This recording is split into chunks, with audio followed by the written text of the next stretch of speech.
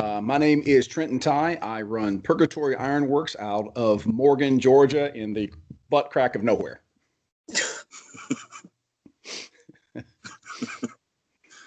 The Purgatory, hey, but the butt crack of nowhere. You know that's the tagline when we start broadcasting. We're coming to you live from the butt crack of nowhere.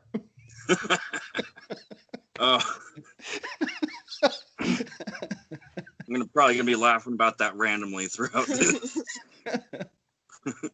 You got to get the 1950s. You got to like crank up the gain. So I can't remember entirely specifically because I gave it a couple of quick read-throughs. But you've been in the business for 20 years, starting out of, was it Southeast Georgia or? So the quick bio is the fact that I was and this is kind of the story. I was 7. I saw my first blacksmith at a Civil War site called Andersonville, which was a prison. They made a movie about it. It was a hell of a POW camp. I mean, really tough story if you've never heard it. But there was a little frontier village there, and the schools down here are dirt poor. I mean, I remember. I mean, I'm not that old. I mean, I'm 43 this year. And we had reel-to-reel projectors that we would watch films on. I mean, again, it was like 1950s stuff, in the 80s. So it was kind of creepy, but we had diesel. So they sent us on field trips everywhere. Diesel was cheap. So we went up to Andersonville, and I saw this old guy working in the blacksmith shop. I'd never seen it before, and it was unreal. Fast forward, I'm in college, and I find out that the same guy that I saw when I was 7 is still in Andersonville, and I go to meet him. His name is Jay Riekert. And long story short, Jay was a raging alcoholic, the disinherited son of a billionaire, had eaten dinner with what's the guy? Oh God, what's the guy from Casablanca? You know what I'm talking about? Humphrey Bogart. Yep. Had eaten dinner with him. I mean, wow. Just an incredible story, and ended up in a podunk ass town in a broken down 1965 camper in Andersonville, Georgia. And he was a hell of a guy. And I was with Jay in Andersonville until he passed away in 2013. And if you've ever seen me on the TV, every show that I've ever been on, even Forged in Fire, I always am wearing this. This was Jay's eagle. He cast this out of silver, and so I've got a pretty hardcore pedigree.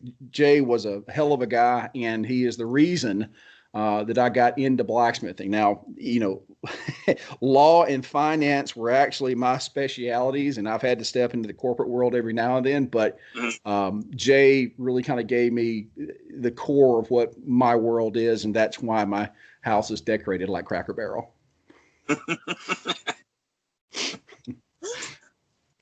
So love the way the place looks, though. I mean, shit. I gotta say, the house hasn't been fixed in years, and I gotta tell you, I've been working. I just got the curtains up. I had to make the damn curtain rods and the holders, right? I mean, it sucks being a blacksmith because you just can't go to the store and buy something, right? Yeah, oh my God, yeah. Oh, Jesus Christ. You start going, I can make that. You just want to punch yourself right in the teeth, right? Yeah. So, but anyway. Oh my God, we both hit on that tangent. I did that with a shower curtain rod. Well, I'm like, we need a new one. We did need a new one, though. I can make one.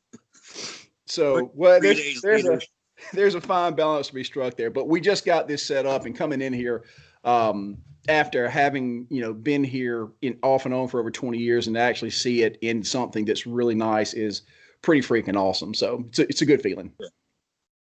Oh yeah, I bet. So where did the name Purgatory Ironworks come from? So as a child, I was extremely introverted. You wouldn't know it now, but I was pretty much an agoraphobic. It was not good. So, and this is pre-internet. Yeah, I know it's scary. I was there 3,000 years ago. Right. Yeah, born like a few months before the internet. Yes, that came out of the mouth of a redneck. Yes, I know my memes. Thank you very much. And again, this is the weird thing because and it especially happens, when I'm trying to teach people. Everybody really wants to cram me in a pigeonhole. Now my accent is this is medium. My real accent is exceptionally thick. If I'm speaking to wealthy white folks, it's completely Midwestern. Yep. Because if you don't, then they think you just crawled out of the gutter trash in South Georgia. So, but the biggest thing is that I cut my teeth on the Commodore 64 back in the day. That was one of our first computers. Mm-hmm. And I have been building computer systems since then. I'm a power system gamer. I'm a Battlefield veteran. My Mario Kart is tremendous. So, that's the world that I came up in. In fact, my buddy just came down. We found our old GameCube, and we've been having a Smash Brothers tournament here. Right. Yeah. Oh, that fucking Pikachu. I hate that rat, man. Let me tell you what, sucks ass. And is it bad that my favorite character to use is Peach? There you go. So, but yeah. So it's a little unusual. I've walked a very odd path, to say the least. Oh, I think that's kind of like the way of the introvert, like we tend to make the best public speakers. Like we're artistic, and it just the introverted part kind of sucks having to deal with, especially when you're trying to get out there and like get business going. You have to talk to people. Well, what saved me was actually debate. Mm-hmm. Like I said, debate. There's a guy named Ted Carter who is my debate coach. And I think if it hadn't been for Ted Carter, I'd have probably eat a bullet a long time ago. Ted Carter showed me how to organize my thoughts and to create an argument. And through that very process of understanding how to make a proper argument, it gives you structure. And you guys, again, if you've ever been touched by anxiety on that end of it, it's like trying to fight a ghost, and you cannot fight something that's not tangible. And when you're having all these particular issues and feelings, but when you learn to structure that and give it form, it becomes something that can be fought. And that's what debate did for me. I think that's probably something that probably should be like almost a requirement in schools these days is debate, I think. Well, and I've actually been having to reflect on this here lately. It's not for everybody. No. Our type of people is a very particular type of people. I mean, and if you're really new to the whole blacksmithing politics scene, there's really two different worlds of blacksmithing. There is the crafters, the guys, the reenactors. Most of these guys come from reenactors, and they are usually hardcore conservatives on that end of it, and they're history buffs. The other end of that is kind of like Ellen Durkin and everybody else. These are the art hippies that were art students and then thought blacksmithing was cool, right? Mm-hmm. So, and these are two very different kinds of people, and the politics of Urbana over the past years have been nothing but just a mad fight between these two factions. So, and again, I'm in this weird conflux between the two of them because, I was, biology and psych major, but I hung at the art department, Mm-hmm. And at the same time, I was a Confederate reenactor for the majority, learning with Jay because it was Andersonville. We're in Andersonville, we're in the South, we got to be Confederates. And so it's been very unusual because I've been kind of bridging these two different worlds and kind of seeing both sides of it. And it's, but at the end of the day, there's really those two types of people that are into blacksmithing, and they're very different people.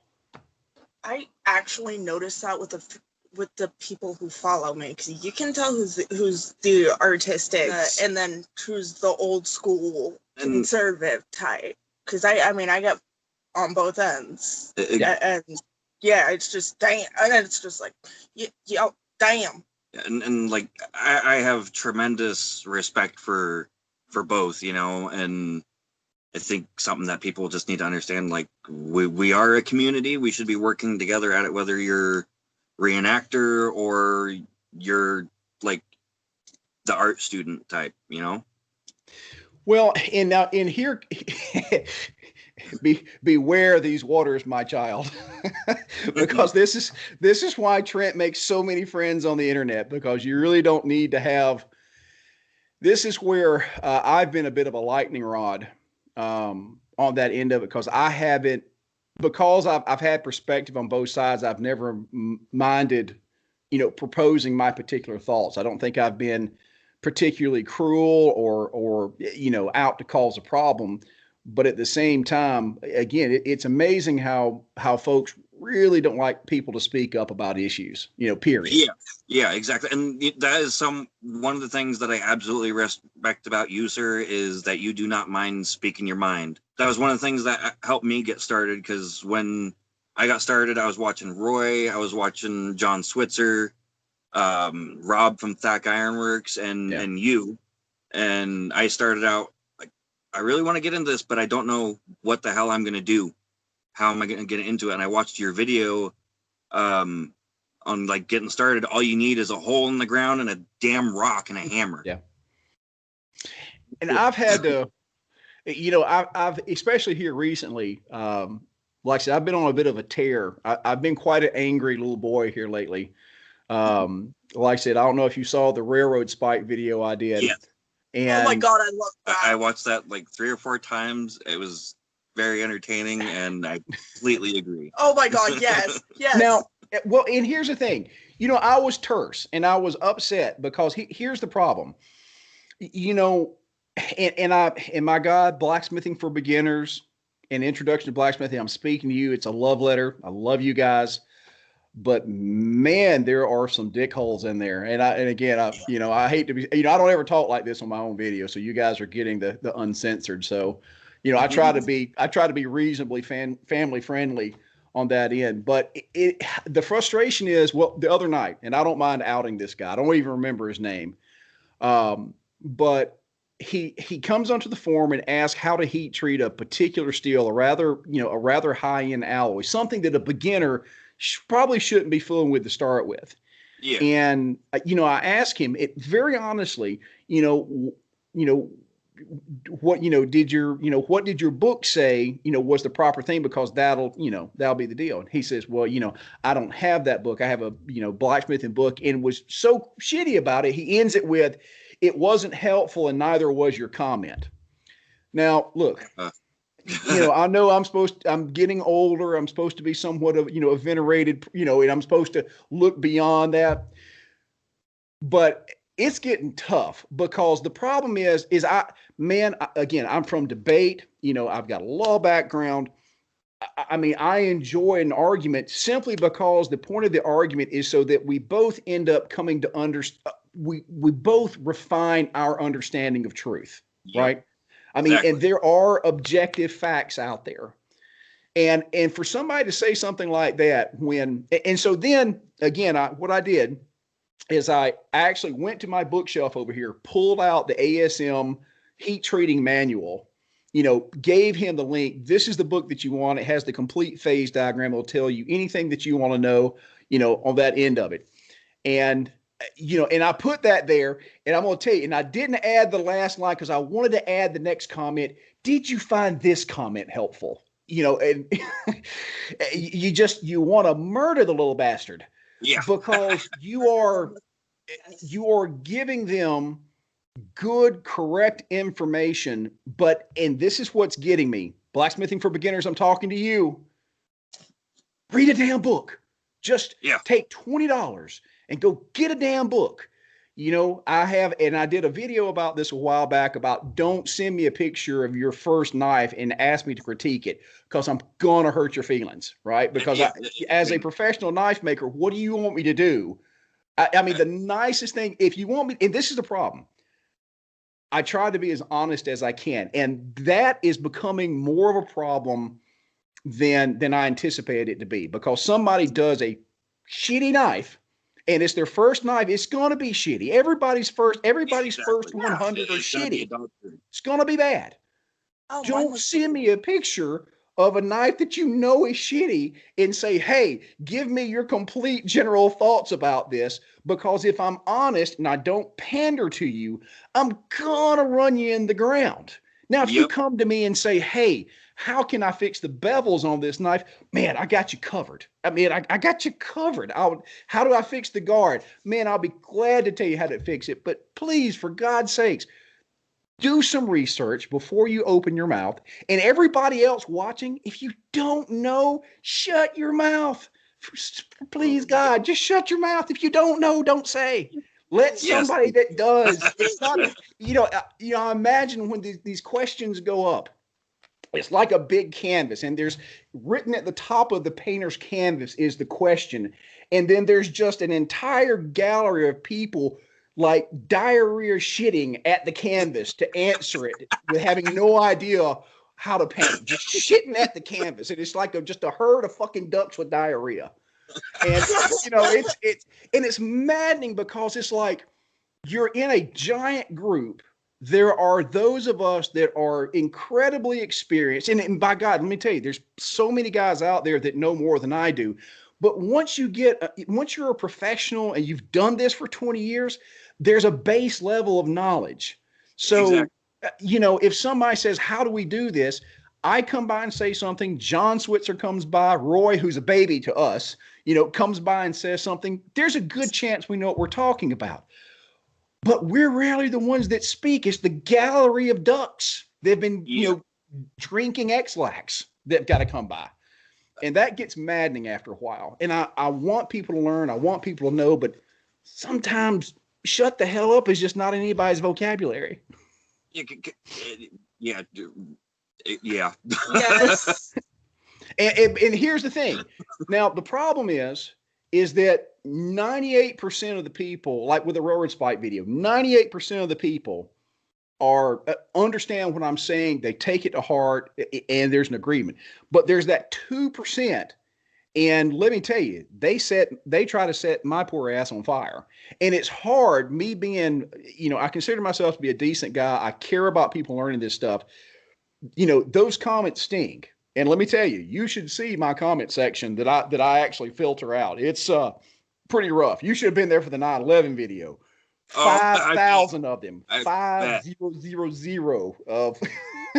I had to put a filter in for fat, redneck, 9/11 Jewish shill, and that got most of them. Wow. Oh, dude. So again, we had over 40 phoned in death threats. Had a couple of hundred email death threats. And so I'm well acquainted with the internet. But again, out of the millions of people that have seen my video, in that 1 or 2% is a lot of angry people. Yeah, it's good to have a heads up on what we're looking forward to. No, seriously, be prepared, because here's the thing. The people that, yourself, for example, the people that you reach, it is putting a message in a bottle. The videos that I do, I'm putting a message in a bottle because I'm not going to hear from you. You're going to be a rarity. You're a rarity out of the, thousands of people that just watch my stuff, that you and I are actually going to have a conversation and we're going to get to see each other. And then there's going to be this very vocal group of people who don't like you, who are going to denigrate you just because they can. Okay. It's like high school.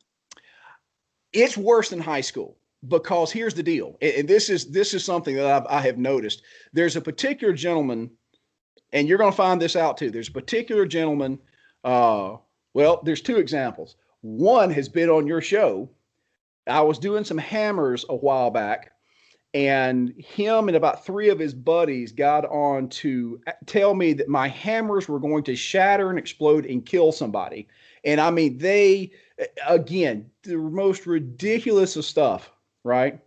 I mean, just stupid. And they were venomous. I'm talking, you would think that I had like peed in their Cheerios. I mean, they were venomous. And so about a month ago, one of these guys contacts me because I had done some help with some local blacksmiths after a hurricane down here. And he completely forgot that I was the guy that he was saying was such a piece of poop. And, you know, and I'm like going, but there's another, and the ones that really sting, there's another gentleman that's a professional smith. And here's the deal. And this is, I guess this is where you have to show some maturity. He is an incredibly talented blacksmith, and by all accounts, a really good teacher. I mean, top of the line, a credit to our craft, not only in his work, but in his ability and his work as a teacher. Hates my guts. I mean, I've had some friends that have screenshotted some of the things that he said about me, and this guy hates me. Pretty nasty. And well, and here's the thing. Now here's the telling thing. I met him at Blade Show, okay, because I admire his work. And this is kind of, before I knew what was going on. Shook his hand, and he was just as nice as he could be to me, right? Mm-hmm. So, understand that, they're not going to give you the satisfaction of usually saying it to your face. No. So but it's the price that you pay. And there's a weird thing, a weird disconnect you have to do, because I'll tell you again, talented guy, excellent teacher, credit to the craft, hates my guts. I need to stomp him in the nads. So, but that's a personal thing. And that's where you have to separate the personal end of doing this stuff from the professional end. All these things are true. His nuts need to be stomped. Excellent smith, excellent teacher. Well, multiple things can be true at once, and a lot of people, I think, disregard that. Yeah. And I don't mind saying these things. And so, again, it's just like pouring fuel on the fire. And again, the vitriol, if you saw about the railroad spike knives, this is commonplace. Again, it's just, it's a joke. And the thing is, and this was what was so mind-bending, and you guys need to be prepared for this. There were a couple of comments that one guy just poo-pooed all over it. And when I pressed him on it, he said he hadn't even watched the video because he didn't want to give me a view. So he's sitting there crapping on a video that he never watched. And I actually screenshotted that one. I put that up on my Facebook. I was like, you guys got to see this shit, right? The second thing is that all the other guys, and this is what's so crazy, when some of the other folks called him out, and they say, well, what he said was right, but I don't like him, right? and so those are the two categories it falls in. Either somebody completely misrepresents what I say, or somebody, says, yeah, he's right, but he's a bastard. And it's just like,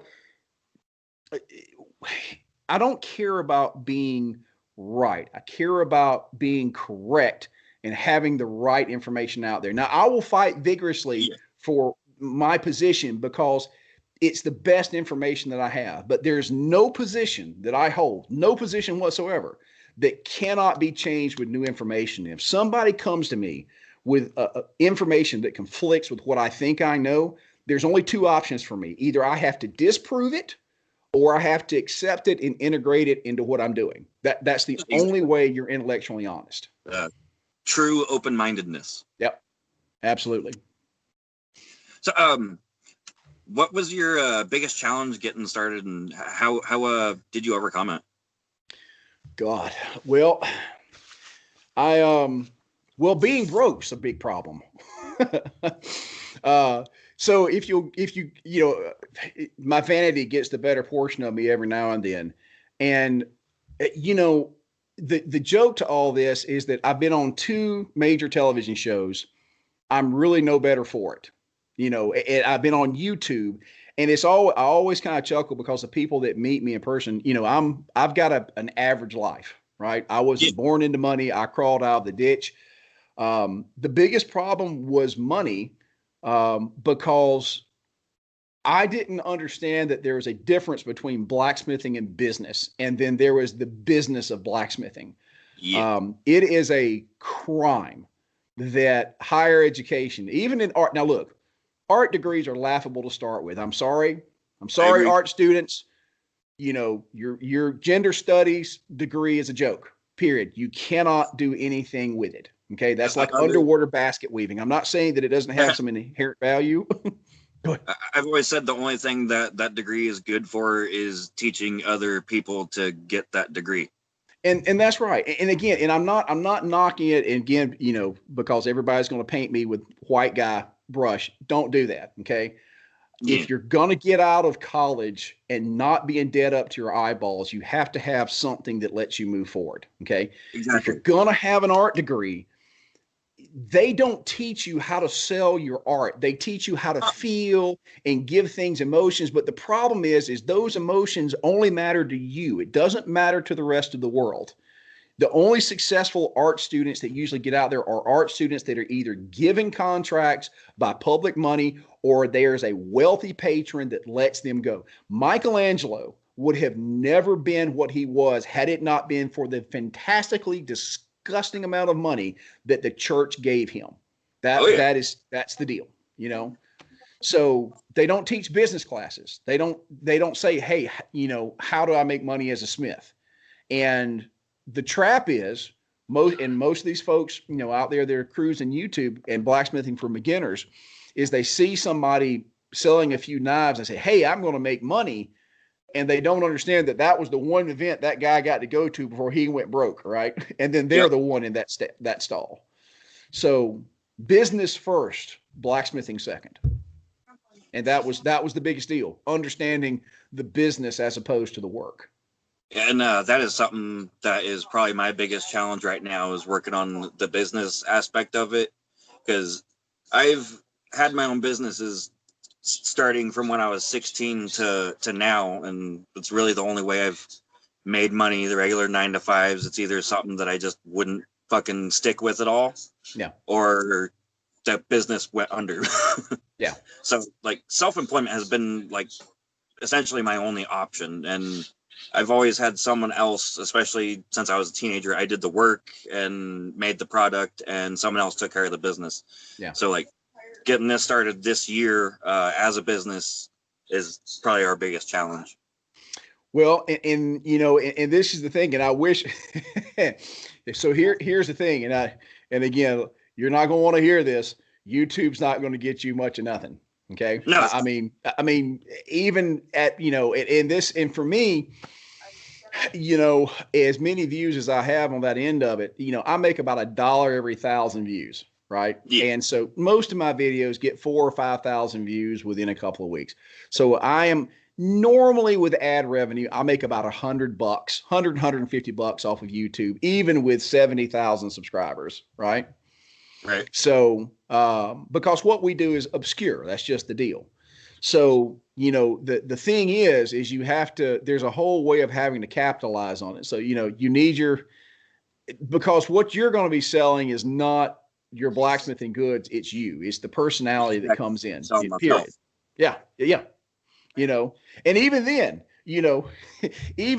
you've got to have something to move that's easy to produce that you can sell over and over again. Now, I have no idea what that might be or what might make a good Christmas gift for all of you there at home, but something that somebody could come up with would be a great idea. But in all honesty, with what you guys are doing, if you're going to make it on the internet, it's gotta be something else. YouTube's going to be a doorway, but it's not a tangible asset.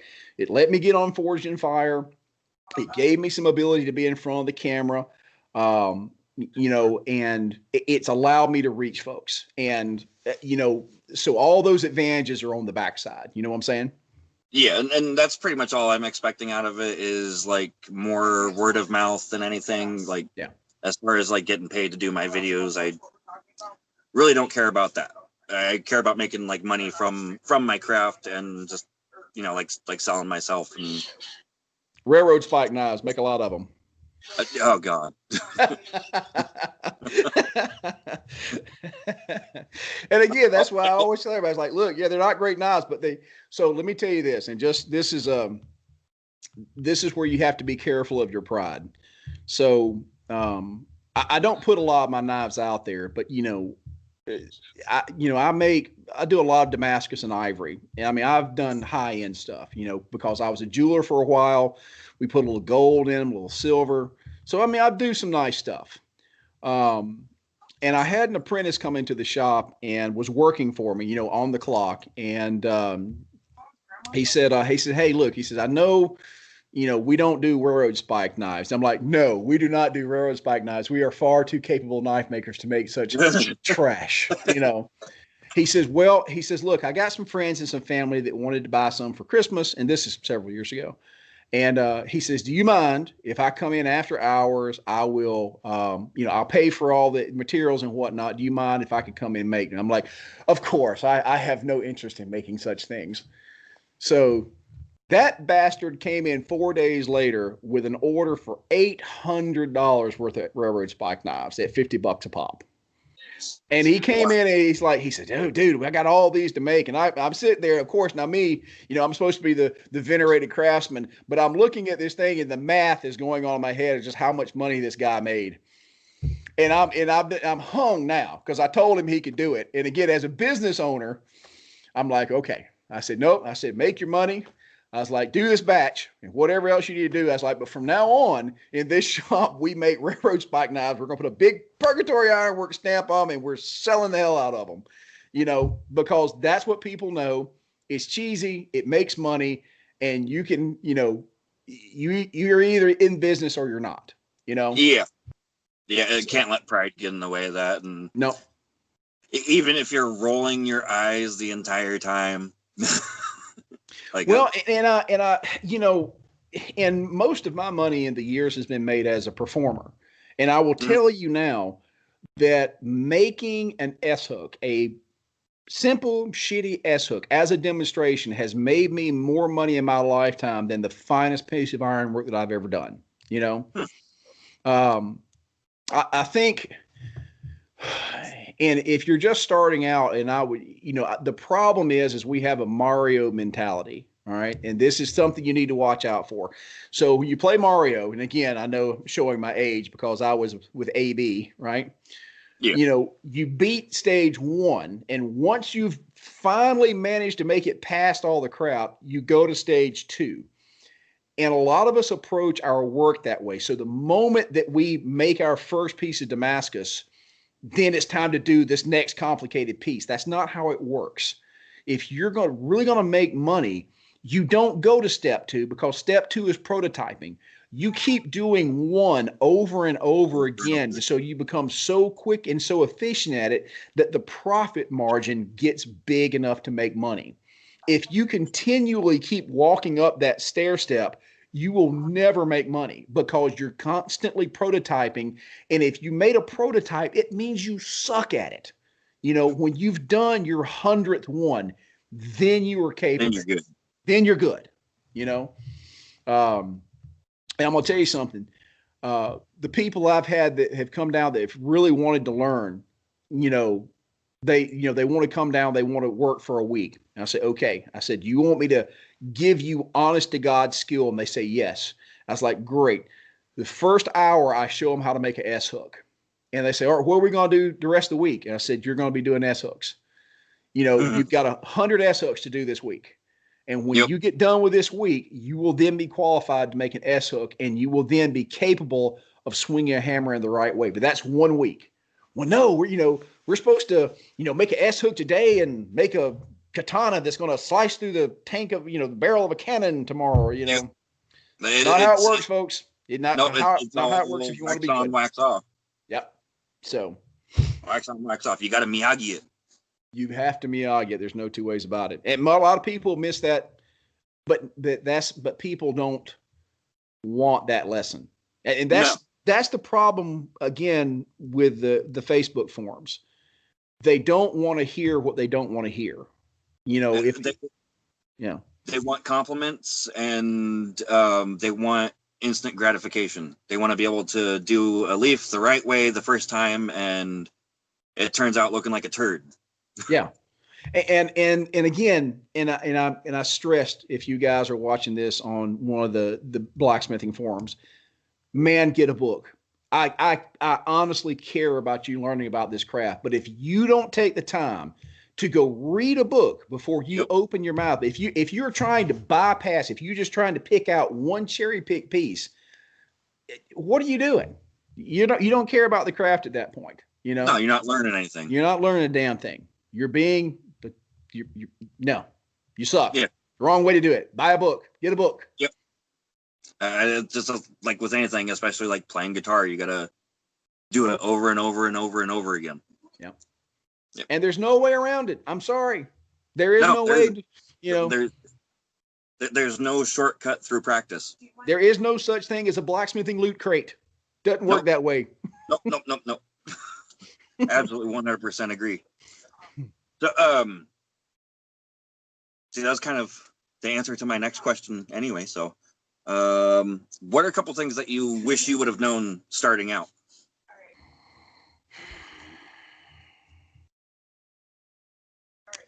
I wish that I wish I had known about the business side of it. Even the guy that taught me, now here's the other thing. You're gonna find a very disturbing pattern, and this should be of concern to you that are wanting to make money. Look at the people that are in the business that are successful. Okay. Yep. Alex Steele, Black Bear Forge, Roy's the only outlier, but everybody else that actually does this for a living, I think Roy and myself are kind of the only outliers, right? Everybody else that really is successful with this either has a trust fund or they're retired with money coming in. Okay. That's it. The people that are in the public eye, retired or they have a trust fund. Okay. Because you'll notice that even in Abana, even though some of the professionals show up, you never hear from them. You got John Perilou down in Louisiana, who's an incredible smith. You don't see him a lot on there. You got Bill Roberts down in Florida, and these are old school guys. These are guys that were there during the craft movement in the 70s and the 80s. I mean, these are the heaviest of the hitters among us. You never see them, right? They don't even set foot in that inn because they're busy making a living. If you're, even with what I do, I am far better at running my mouth than I am swinging my hammer. And I've capitalized on that. I recognize that I am never going to be as good as some of these guys that are traditionally trained. And man, my God, if you haven't seen the stuff that comes out of Russia, I don't even want to look at it. It hurts my feelings to see the stuff that they're doing because it's so good. And they're investing months at a time to do this. I don't have time to do that shit. I got money to make, and it makes me jealous because I care about the craft. I want to be the best. I'm competitive. I want to be the best. But every time I open up that internet and I see this mind and face meltingly good work, I'm not going to be there. My God, Cyril Kolnick was in the late 1800s.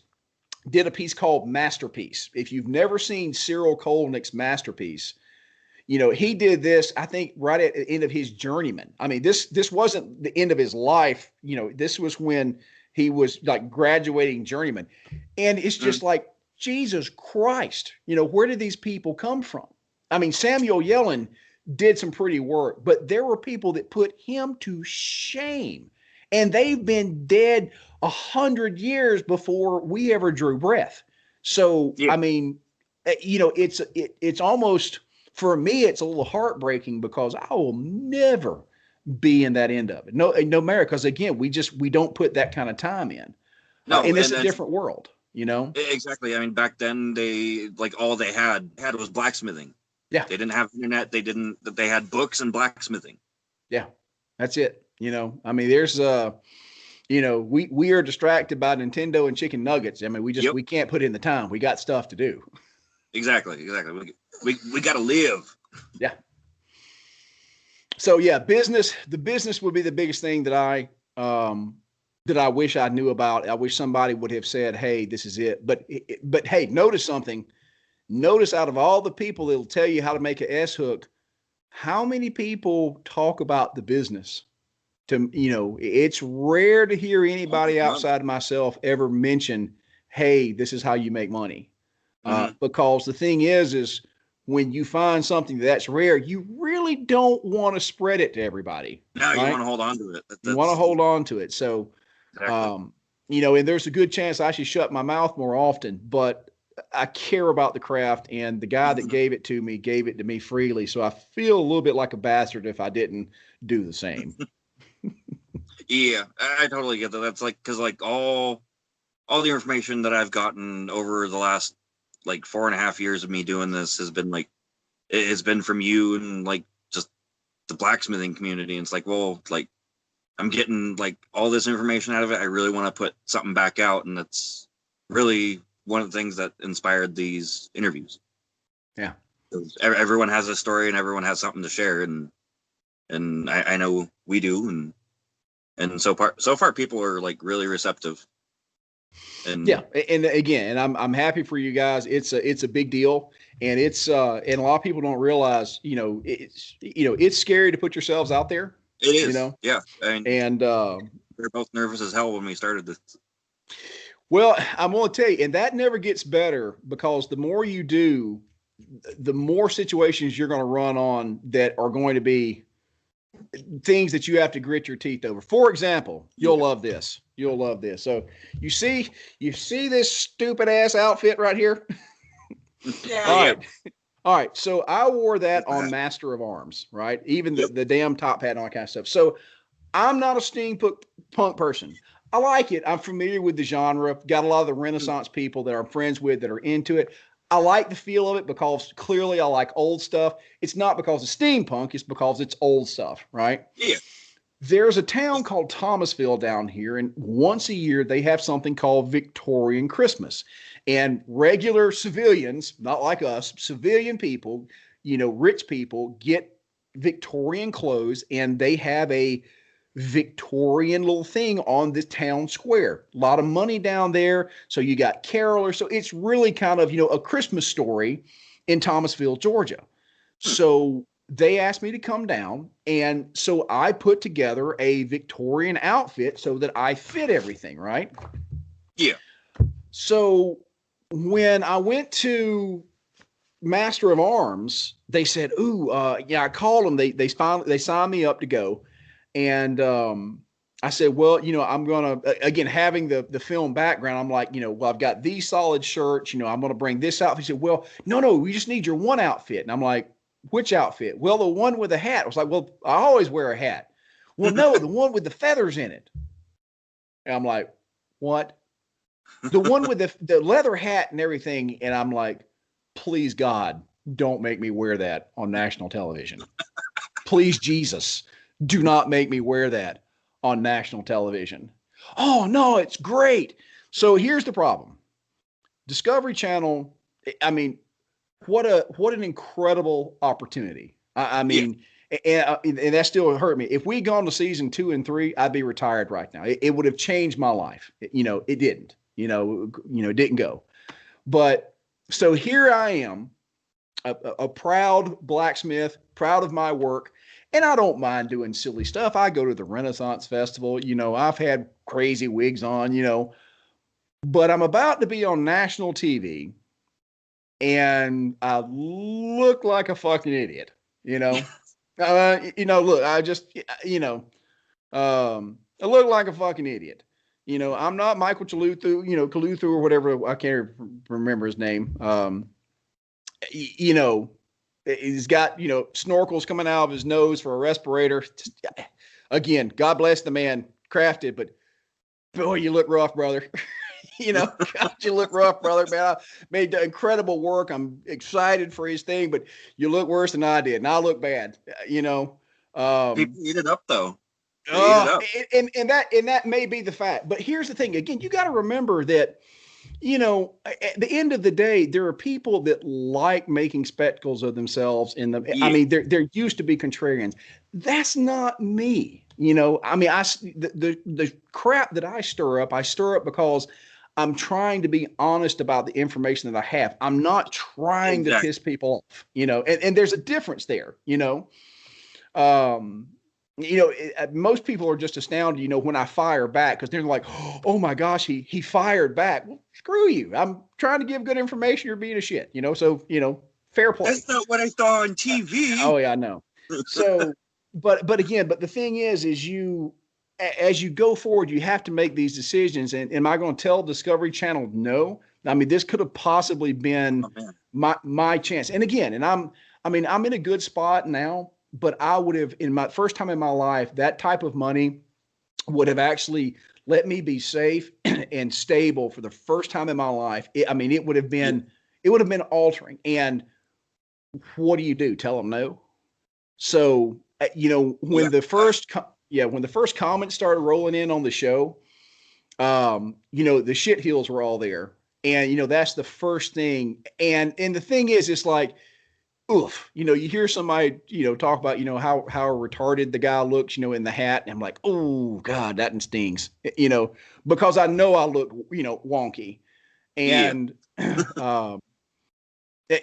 I'm not one of these guys. Oh, it just brushes right off. I mean, I'm hard as armor. No, I'm a sensitive soul. Them words hurt. But you're looking a little, left to center to start with. So, the other thing that I wish I would have known is how tough that is. It is tough to put yourself out there because you're gonna get hit. And you can make whatever bravado and bluster that you want, but if you have any soul in you and you care about things, it's gonna hurt, and it's never gonna go away. It's never gonna go. And it doesn't matter what low life jackass says it's still gonna sting, and that loads up. That weight loads up. So, yeah. When I was a teen, I still feel some of the sting from the shit that was said to us, but like the positives from it far outnumber like the negative criticisms that we got. Well, and there's a weird thing that happens though, and watch for this, because when you're dealing with a couple hundred people, the 2 or 3 that are bad, that's that's manageable. But when you start reaching hundreds of thousands, then you quite literally have 10,000 people that hate you. And it is hard for our rat brains to put those numbers in perspective. Even now it's tough. It is really tough. Hundreds, thousands of people coming at you like all at once. Like you put out a video and like a lot of people did like the railroad spike thing you just did, or the 9/11 video. Oh yeah. Particularly, I read through the comments on that one. I'm like, oh, I got to read these. Oh, you haven't seen the good ones. The good ones are all filtered. The death threats and all that kind of good stuff are all filtered. So, no, it was, just to give you an idea. And again, unless you do a 9/11 video, you should be relatively safe. The guy called and said, "Hey, is this the guy from Purgatory?" I said, "Yes, sir." He said, "We're going to come get you." He says, "We're going to get you and we're going to put you in the van." And so we're going to drive you down one of the dirt roads of where you're at. We're going to put a 38 to the back of your head. We're going to put 4 in your skull. On the phone with me. On the phone, because my phone number is on the internet. It's out there. I've been doxxed so many times. It's like it's just now a Rolodex listing, right? It's just like in Google search. And and I'm sitting there and I'm like, I said, "You're from Utah, right?" Came up. He said, "Yeah." I said, "You're going to put a 38 in my head." "Yeah." Of course, now here's the bravado. I said, "Well, this is Georgia.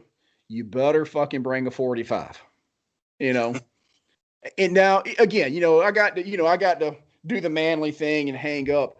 But when somebody calls you to tell you they're going to murder you, I don't care who you are, unless you're just stupid, you have to take that seriously, and so, we're, walking out strapped.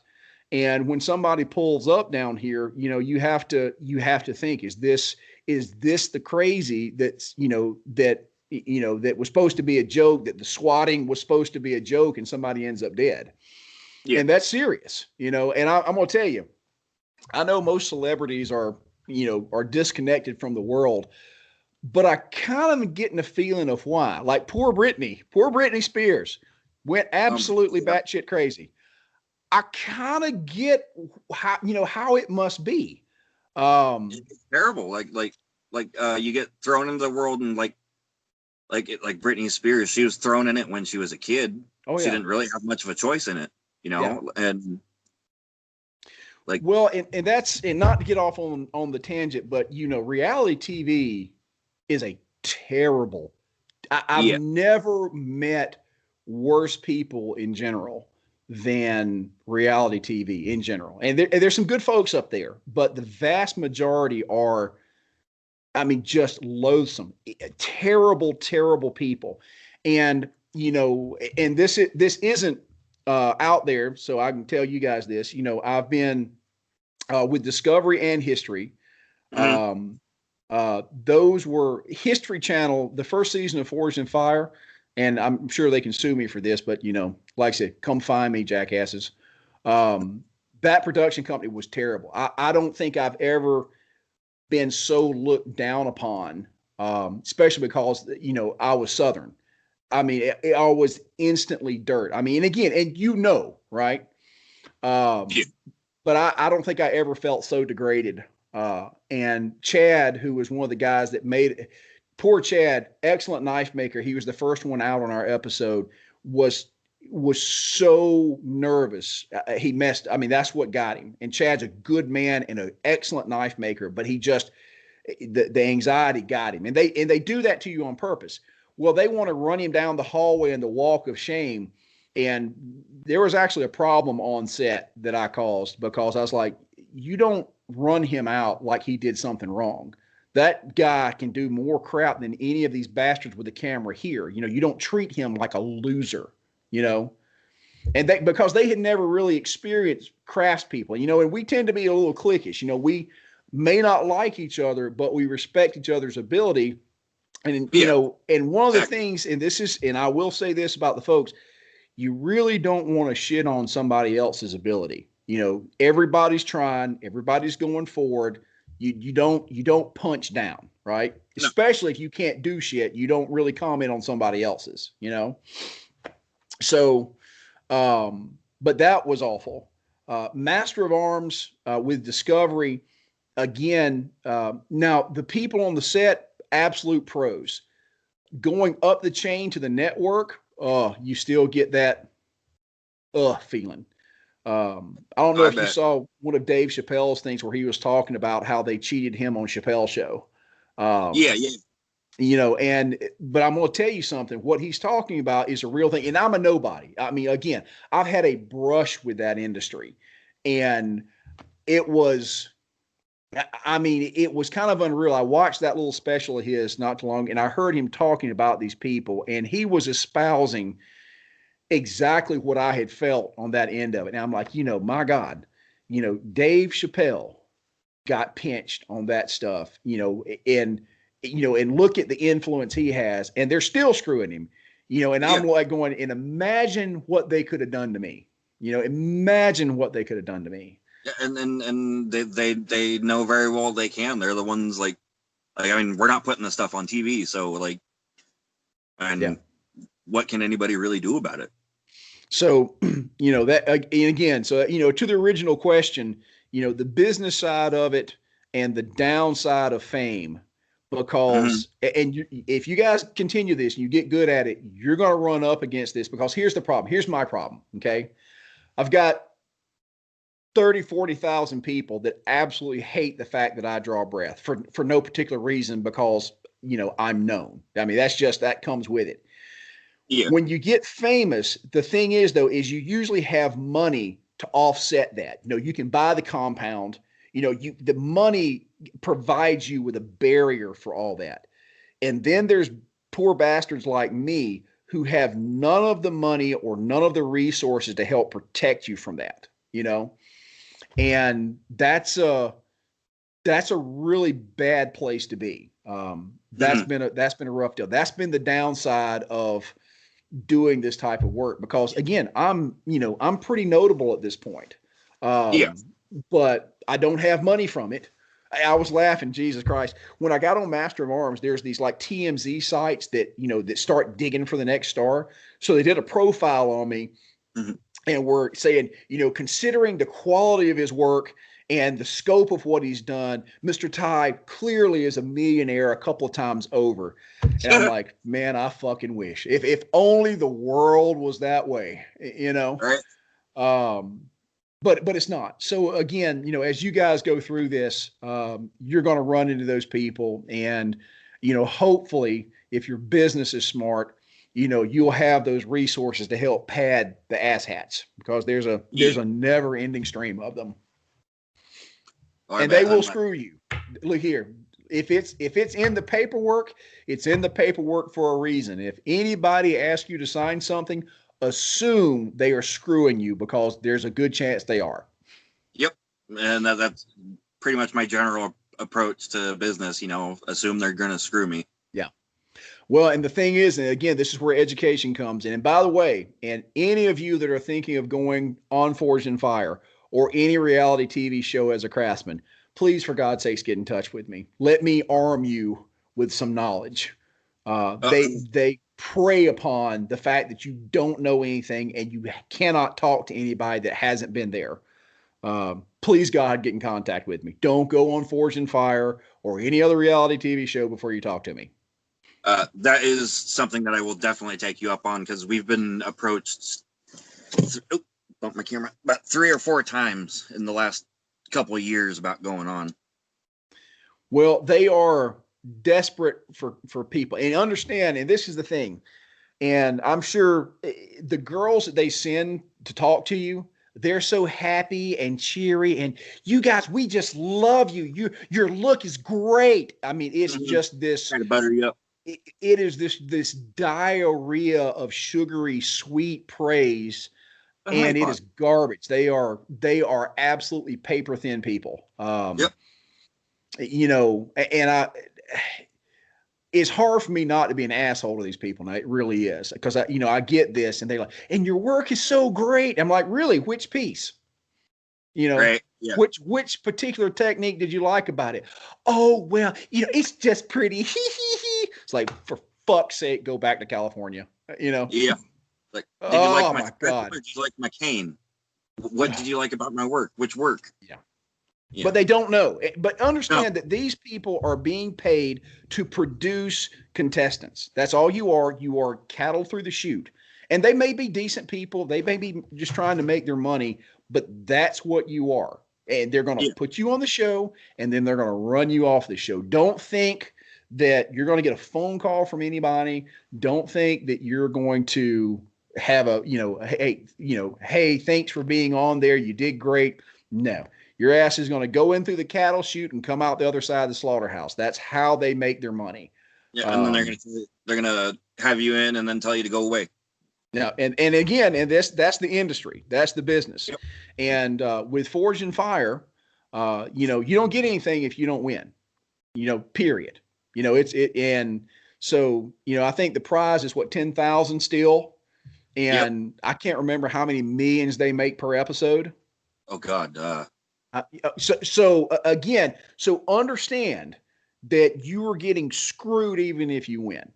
And, isn't $10,000 a lot of money? Yay. You bastards. I hate the bastards. I would end up going on and scaring the crap out of everybody because I went into a cycle. I'd end up puking everywhere, and they're just gonna be like, "She's gonna die. She's gonna die. She's gonna die." Oh my God! But here's the thing. Let me tell you something. But I'm gonna scare you anyway. So let me tell you this quick story. So when we got up there, again, that was the first season, second episode. So we were the freshest fish that were there. Yep. Chad, again, God bless Chad. Good man, great knives. So nervous. And you understand, out of everybody there, I was the only one with any sort of camera experience. And I'm going to tell you something. And you guys have seen this. When you turn that camera on, even doing this, there's a kind of a twitch there, because it's like, my God, they can see me. Yes. When we're lined up, they've got us crammed to this cattle chute. I mean, I'm a big guy, but I mean, the walls are touching my shoulders, and we are like, chest to back, like asses and wieners are way too close for comfort on that end of it. Right. I mean, we're just packed in there. I mean, it's just like at any point, somebody's going to start singing YMCA. So we're sitting there, and they're calling quiet on the set. Before we've never been out there on the set, because they want to get your surprise and shock at seeing the set. And And Chad is behind me. I'm the first one out, and Chad goes, "Oh no, oh no." I said, "Chad," I said, "Brother," I said, "Relax, man. It's just cameras. Make sure your pants are zipped up, because if you go out there and your dick's hanging out, it's going to be on national TV, because they love that. They are waiting for you to screw up. They don't want you to succeed. They want you to fail at the most catastrophic point possible, because that's what makes good TV. So they're not your friends. They want you to screw up. They want you to be nervous. Zip up your pants. Do not show your wiener on national TV." Okay. But he's like, no, man, I don't feel so good. And I'm like, "Chad, don't you puke on me. Do not puke on me, Chad. No, it's this, not that." Look here. And Chad goes, "Oh God." He says, and look here, just rips a long tweeter. And of course, so here we are, 4 supposed adults, behind the scenes. We're supposed to be quiet. And Grant, the oldest one, he says, "I didn't know I was competing with Julius Cheeser." And so we're sitting here sniffing fart, snickering, and they're getting pissed now, because we're laughing and snickering like 4-year-olds, choking on fart fumes. And we're about to go out on set. So when you actually see us come out, you'll notice that we look kind of weird, because we're all teared up, because we're trying not to laugh at Chad cutting a nervous fart before going on the stage, But when you go out there, there's 30 people. Now you've been like kept blindfolded, and suddenly you walk out and there's 30 people with cameras staring at you. Now I'm going to tell you something that is intimidating as hell, especially for people, they've never been in front of a camera. So it's, and they do it on purpose. They do it as a scare tactic, so you screw up, But again, it is rigged against you. The best thing that can happen, is that you don't screw up. And, and like I said, and don't think that you can do anything to help yourself win. You can do a lot to help yourself lose, but there's nothing you can do to help yourself win. So that's good information to have. Yeah, that's really good information to have. That's one of the things that I'm glad I can thrive under pressure. I hope I can thrive under that pressure, because I do plan on eventually going on as soon as I can decide to go on a plane. And how they let me on, I don't know. I can only chalk it up to it was first season. They didn't have their stuff together, because I sent my contract back 4 times. Again, I've got a background in contract law on that end of it. And so it was stupid what came there. Now, again, I'm kind of tiptoeing the line, because again, I'm not supposed to say anything on that end of it, but they may slap my pee-pee for that. But I will tell you, any contract can be amended. Now, the thing is, at the end of the day, you're going to kind of be bent over the stump if you want to be on TV. That's the hook. But again, there's some things that are absolutely unenforceable. They're going to put a lot of stuff in there that there's no way they can enforce. And it's a scare tactic, right? It's a scare tactic. It's like Congress trying to sneak crap in. Yeah. So one of the things you need to do if you're going on any reality TV show is the first thing that you do is you take that contract to an entertainment lawyer. It's going to cost you $200. If you don't, you will regret it the rest of your life, because there will be things in that contract that will literally bind you after your death if you sign it. Okay. So yes, in perpetuity. So technically, all right, I gotta be careful here. There could possibly be things in such a contract to where if you spoke about something that happened on the set when you were 90 years old, if you would happen to mention who drank coffee, you'd be liable for $500,000 per infraction. It's possible that, I'm not saying it is, I'm not saying it was, I'm saying it's possible that something like that could be in a reality TV show contract. Possible. Yeah. It's possible. Hypothetically, they could. That could have happened. Does happen sometimes with these contracts. Yeah. Okay. Just seriously, just human Sentai had it. Yeah, I was actually gonna say that reminds me exactly of that South Park episode, the Human Sentai Pad, where Butters, I'm going to click no. Yeah. Yeah. So, again, and here's this other thing. And you got to understand something. Is there, when I'm trying to teach people on Facebook or trying to give information, I'm trying to weed out the idiots. They're trying to find the idiots. You don't understand that the dumber, more arrogant and stupid person they can find, the better off it is, because they're going to sign a crippling contract and they're going to do something stupid on camera. Okay. So now, having said that, having poo-pooed all over that, okay, on the other end of that, now let me say, if you have the opportunity, you're going to be one out of hundreds of thousands that have the opportunity to be on broadcast television. Okay.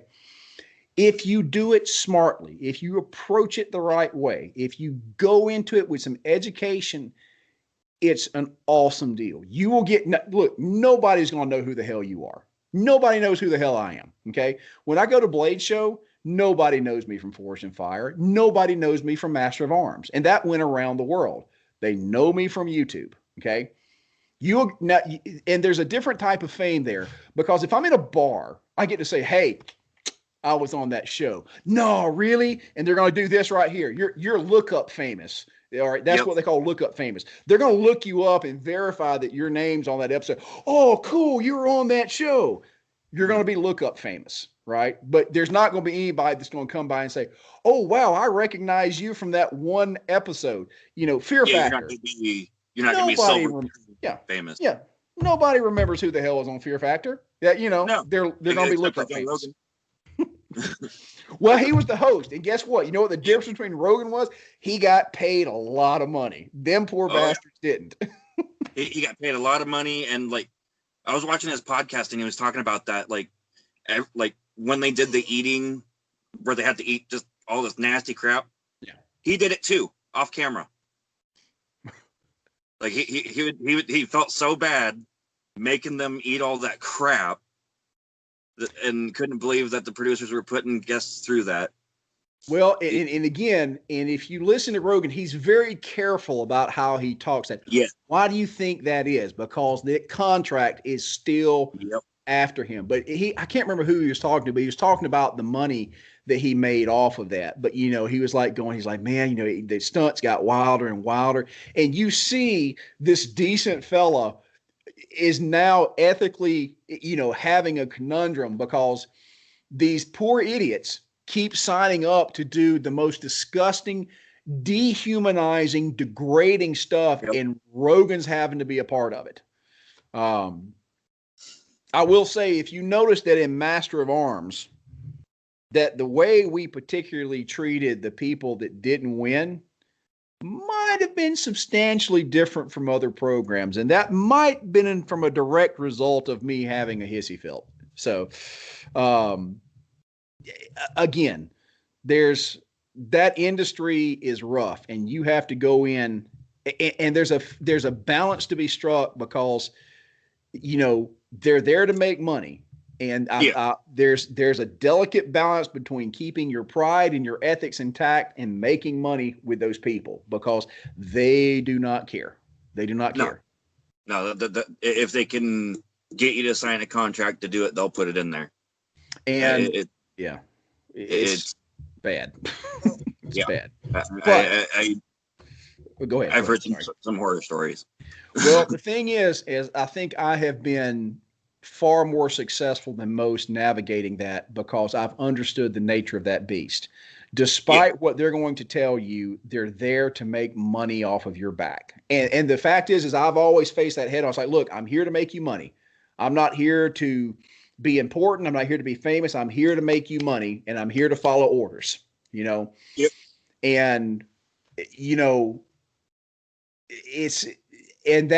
that has allowed me a certain amount of leeway and leverage to deal with those folks, because I'm like, look, we're not here.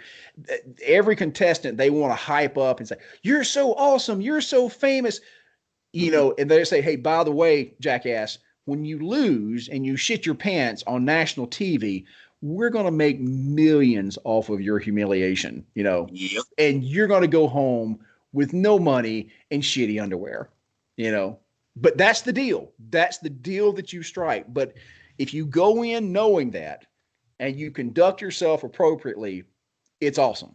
I mean, you can do awesome things, you know. And that's pretty much what I expected, like before even going on. That, like, I mean, obviously they're making millions off of it, but like for me, it's good. It's going to be an experience, and that's really all I want from it, other than like maybe not looking like a shithead. Well, but you know, but here's the thing, and there's been several folks that have gone on and become a Forged in Fire champion. Yep. Okay. It's cool. It's awesome. Everybody likes a winner. Everybody likes that particular star, that achievement star, you know, but yeah. Now again, you know, I didn't win my episode, and you know, had I had my preference, I would have rather won and gone home with the money. That's my preference, you know, if I have the option. But again, understand you're not going for a competition. You're going to make entertainment. Don't forget that. You're going to make entertainment. It's not going there for you to be in a competition. Okay. That's the only winners are the people that are making the money, period. Yeah. Okay. So don't forget that. But it is an incredible opportunity. And now, and to be in all fairness, from what I understand, yeah, there's like 200 participants now. There's like 200 of our asses. I mean, again, you know, like last time we went to Blade, like the entire stairs up at the Cobb Galleria was just packed with Forged in Fire assholes. You know, it's just us, like, you know, but you know, you'll have the chance to have that star. It's cool. It's a hell of a story to tell. And again, you got to take it with a grain of salt. I would recommend, again, if you go in knowing what the deal is with the blinders off, absolutely go. But again, consult your lawyer, consult people that have been on there. But they've changed production companies several times. And from what I understand, as they have gone forward, the treatment of the contestants has changed dramatically. And so again, and I've heard that several times. Okay. Yeah. So again, I would recommend, again, do your due diligence, get your legal stuff in order, and you should have a good time. Well, I tell you what, in the interest of having fun. All right, young lady, it's your turn. Since you're so quiet, I've seen the videos. You've been very quiet, hanging out there. So you're gonna get to be host now. I'm training you guys to be internet YouTube superstars. Okay, all right. So non-blacksmithing related. You've seen me enough now to know I have a particular flavor. So ask me a weird question you want the answer to. Your choice. Make it good. It's got to be entertaining, because the point of this is for everybody at home to have fun. So ask me a weird question, something that you probably think that I wouldn't be able to answer. That's okay. Take your time. Take your time. It's recorded. No pressure. Just millions of people waiting for your now question. I really am on the spot. Yes, you are. Fuck my life.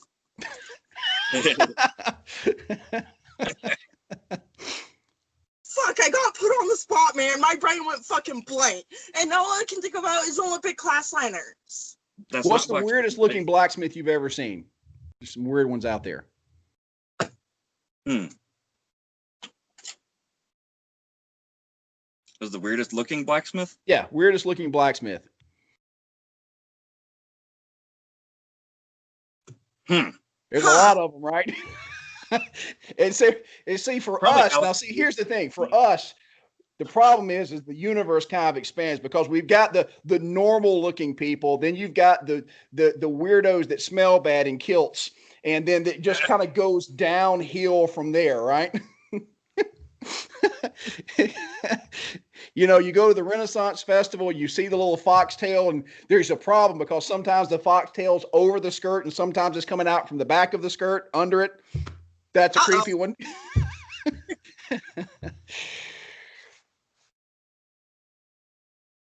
Ew. Yeah, I saw a picture of that from the Texas Renaissance Festival. Like, no, I'm not going to Texas anytime soon. Still kind of interested in that weird question. I'm trying to think of one myself. Come on, you guys are West Coast. You guys in Seattle? Where are you guys at? Oh, thank God, thank no. God, no. No, I moved out of there years ago. No, we're in Southwest Washington in a little city called Battleground. Shit, Gotcha. man, I moved back to my hometown. Yep.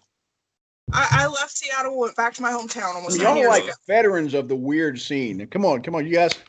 Come on. Yeah, sandwich between Seattle and Portland, it gets pretty weird. Yeah. All right. Well, you think about it. What's our next question on the list? You think about it. You give me a good one. And you know probably better than a lot of people, there's a crap ton of misconceptions. Yeah. What is your favorite misconception to comment on? Oh God, I can't. I honestly can say that it's not a favorite. It's painful. My God, the running joke is magnetic north.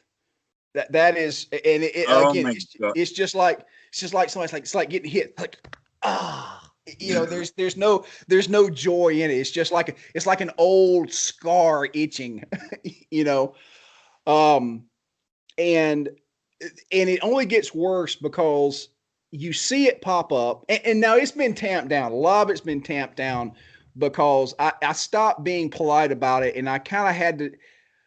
When there's a misconception, I start out being very polite and putting the correct information out there. That's my MO. I'm not causing a problem. Hey, here's the correct information. You can check it here, and here. Just don't take my word for it. Go research it. That's how I start. That's when I have lots of patience. I'm well rested. I've had caffeine. I'm good to go. At the end of the day, when I haven't slept, the anxiety's, it's like sandpaper is grating on your brain. I get decidedly less patient.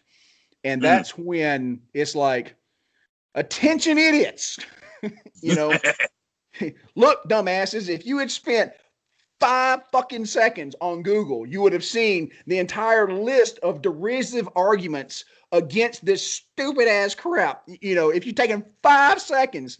So the answer to your question is no, you're a dumbass. That's what I say in my head. I have to condense this. No, that's not correct. But no, the magnetic north thing. And that was a huge kind of problem because there was, I can't remember if it was right after, I think it was right after or right with Forged in Fire. There was a show that they had filmed about some gun makers in Kentucky, traditional flintlock makers. And they filmed a guy doing this. Now, here's, in all fairness to this guy, the reality TV people will, for example, if they ask me about something like that, they'll say, well, hey, just for fun, we'll, do it sarcastically and say this. Well, what they'll do is they'll go back later and edit it like that's what you meant, not in a sarcastic ha-ha kind of way, right? Yeah. So in all fairness, that may have been the deal, but this gentleman was forging something, was talking about lining it up with magnetic north so that it was straight, and every jackass that watched that show couldn't wait to put that on a forum as if it was gospel. And, again, it's ignorance can be fixed, but willful ignorance and just the lack of effort of whatsoever is really tough on people that care about education. I mean, it's really tough. And admittedly here recently, I've been a little more terse about it because it wears you down. Again, I know that there are tens of thousands of folks that have watched my videos and gotten stuff out of it. But when there's a handful, just 5 or 6 that you encounter that didn't get the memo, and not only didn't get the memo, but are assholes about it, it's tough. I mean, it's really tough as somebody who cares about the good information being out there. And it leads you to being less patient. And this is, it's kind of a whole public school deal. And forgive me if anybody who's watching this is a public education person or a teacher, because they're in a terrible situation what educator in their right mind would take students that didn't want to be there? I mean, that is, Ben, and this is every time I see one of these arguments come up, like the railroad spike knife thing. I had one jackass said that, I had some railroad spike knives that I sharpened, I cleaned 3 deer with and never had to touch the blade. You are a liar, or you don't know what a sharp knife is, you know? But one of the great things about being down here when we do take students is the fact that somebody is not only wanting to be here, they want to be here so bad, they're willing to pay money to be here. They want to be there. And that means that when they come in, that they are ready to learn, they're ready to listen, they are ready to be educated. And that doesn't mean that they don't ask questions, but they are there to come out with they're not there to be right. They're there to learn. Exactly, and that is a staggering difference from most of the forums. There's so many people that are there to be right, and it's tough. It's really tough because egos are involved. And again, it's like road rage, right? And amazingly, because you're not standing in front of somebody, you're more inclined to run your mouth because you're not going to get hit. Yep. And, and I'm all about civil society, but our monkey brains have not caught up with our technology. No, not at all. Thank you. Exactly. We're more primitive minded than we like to think. Yeah. So that mentioned a lot, actually. Yeah. And none of us, and the thing is none of us are immune. None of us are immune to having emotions and things of that nature. So, well, Twitter and Facebook have not been good things for society at all. No, not at all. So, I mean, it's, there was a time when we thought that the world's problems could be solved if everybody had access to education. That was back in the 80s. I remember, the great speakers, if we just get everybody to that education point. We live in a time where you don't have to set foot out of your house and you can have more education than you can learn in a lifetime. My God, the shit I learn on YouTube every night's crazy. Yeah, exactly.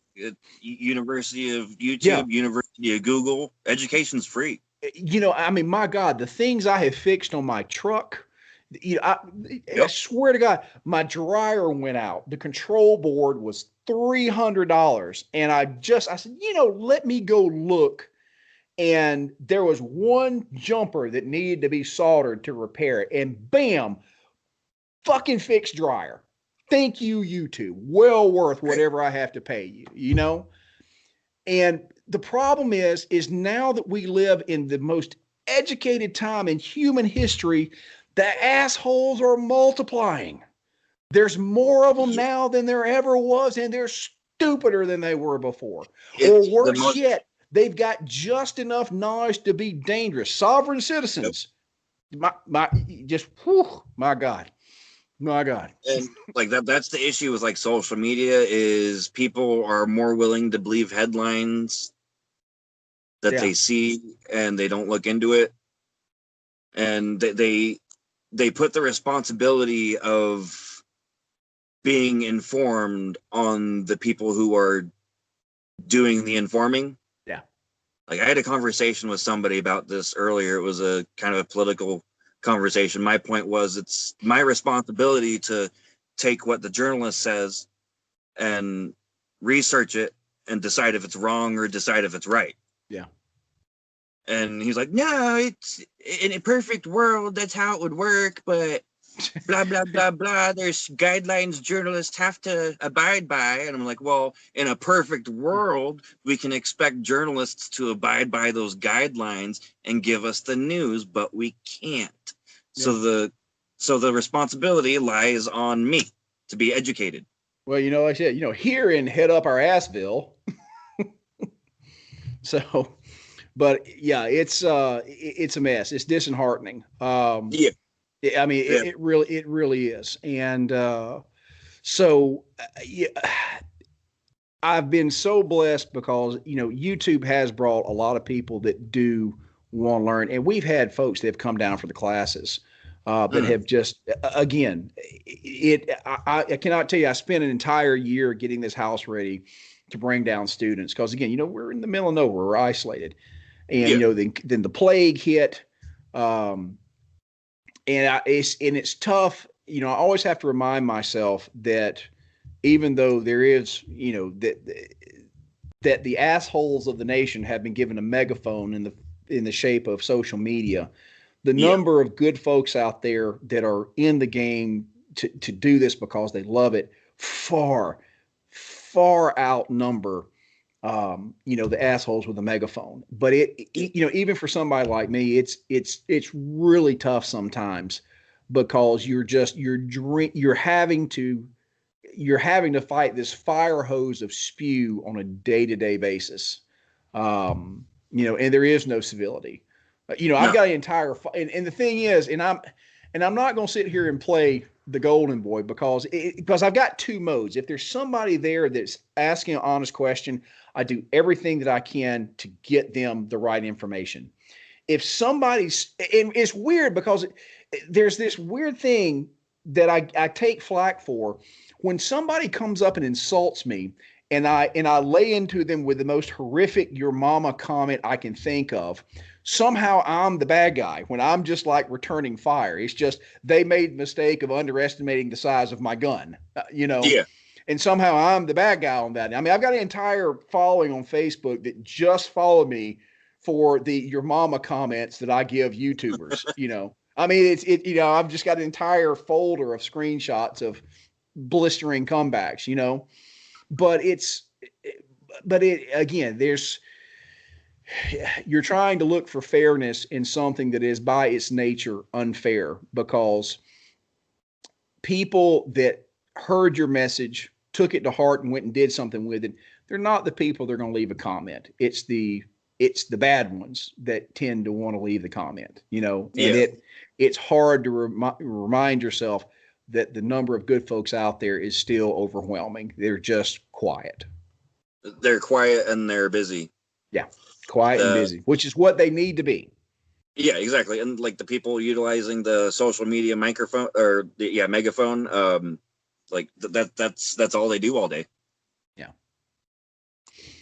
So it's it's rough. It is rough. Yeah, definitely is. All right. What's next? What inspires you to keep the craft alive, and what has blacksmithing brought to your life? Chafing. A lot of chafing Blacksmith has brought to my life. It gets swamp ass is in there. We're in South Georgia. It's terrible. A lot of swamp ass. We bred our own species of gators in swamp ass at this point. No, Jay Riekert was the guy that inspired me. And there's unfortunately, so many of us that are performers are tragically injured from the get-go. A lot of us, outside of me being a blacksmith, it's no secret that people that tend to end up on stage, that are the performers, usually tend to have the most undercarriage taken out of them early on. And like I said, not to go into any details, but I'm a poster child for that end of it. Jay Riekert, even though being the son of a billionaire, was the same thing. Jay came from an incredibly abusive background, wealthy, but incredibly abusive. And it was strange because I was a young man in my 20s. Jay was in his 60s going on 70s. But we kind of spoke the same misery. That was something I had never encountered before, is that I recognized so much about myself in him. And that was what was weird because, when you're 20 and, you're going through anxiety and depression, biologically, the worst years of somebody that has anxiety, depression, and, and all the other wonderful abuse related things that go with it, 20 to 30, that's when you eat a bullet. Those are the worst years. That's as your body is finishing up, growing up, and it is terrible. That's where the panic attacks start if they hadn't already. That's when you start questioning your sanity. And most kids at that point, especially if you come from a bad background, nobody's ever said, hey, you're not nuts. You just, you may have a genetic tendency. There's treatment for that, or you've got some real rough stuff in your background that you need to deal with, and this is how you do it. Up until that point, until somebody says, hey, you're not nuts, you have a problem, you're alone in your own skull. That's why so many of us eat a bullet, because we just don't know anything that's beyond that. And it's true, if you're able to make it out the other side of that, you are far tougher for it. But it's one of those situations that you really wouldn't wish that toughness on anyone.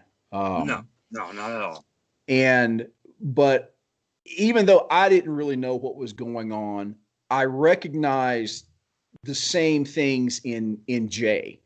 And it was very strange because there was a certain comfort in finding another, right? That, that even though he was way past me in years, that there's the same marks. And on one hand, I was a young man that was desperate for a flag to carry. I was capable, was talented, thought myself pretty smart. I wanted to serve, I wanted to be a good soldier. I wanted to do something awesome. I didn't want to be trapped in my own skull. I needed something outside of this, because again, if you've been in that situation, this is the worst place to be. Yeah. Oh God. Yeah. And, I found that in this old man. I found a cause. And when I found Jay was ready to eat the bullet. Jay was a severe alcoholic. And my God, the stuff that Jay had been through at that point was terrible. But I got to be the son that he never had. And I spent, so much of my time trying to make him proud. Now, Jay had his faults. My God, Jay had his faults. But everyone.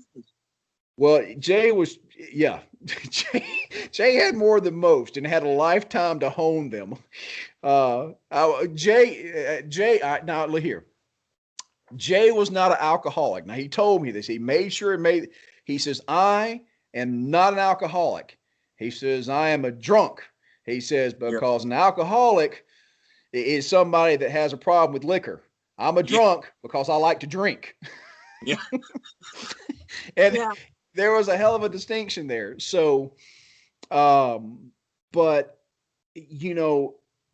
it's very easy to say that I found this person and he became my world because I saw myself in him, and that had never happened before, that I saw somebody like me. And shared trauma isn't grounds for a good relationship, but it was the first time I recognized it in somebody else, and it gave me in a very sick way, it made me feel like that I belonged there, for one of the first times in my life. And so, I just formed this incredibly intense bond with that idea of, again, a father figure, having somebody that might understand how bad it was. And the other thing was, blacksmithing, if blacksmithing hadn't been so obscure, all you youngins, and God, I can't believe I'm saying that, all you youngins out there, when I came up, you couldn't even find a book about it. I didn't even know that you would go to Books and Me in the Albany Mall, and, I found a book, Percy Blandford's Practical Blacksmithing. I'd go back on it now, and it's not a great book, but it got me started. You start there, and it's so obscure, but for somebody, a kid like me who had zero feeling of self-worth, it was this one obscure thing that I got to be knowledgeable about. I got to be the one that, that's that weird metal shit. Trent, what did it say? And suddenly I like to go, ooh, I know, I get to know this. I get to be important. And I took that and made an armor for myself out of that, because it was the one thing where I got to be knowledgeable, that I got to be important about. And so there was this feedback loop that, I became manic about making sure that I was correct, having the best information so that when somebody asked, I knew. And clearly you guys can still see the echoes of that with what I do now. All of this stuff stems from that end of it. So I'm not sure, and I hate to say this because I know this sounds rough, but I'm not sure inspiration is the word, because inspiration is a very happy, inspiring, uplifting type thing. None of this comes from that place. Everything that I have done with blacksmithing has come from blood and darkness. Now, I have lifted it far away from there. The things I have done after Jay died, one of my greatest regrets is that he can't see what I've done with the work that he left me. And that's heartbreaking in itself, but it's so far beyond where we were and the broken pieces that were there. I have taken so many broken pieces and I have assembled them. And and it might even be fair to say that I have assembled an entire collection of ashes, but it's a pretty damn fine collection. And so I don't know. I think inspire is a strong word.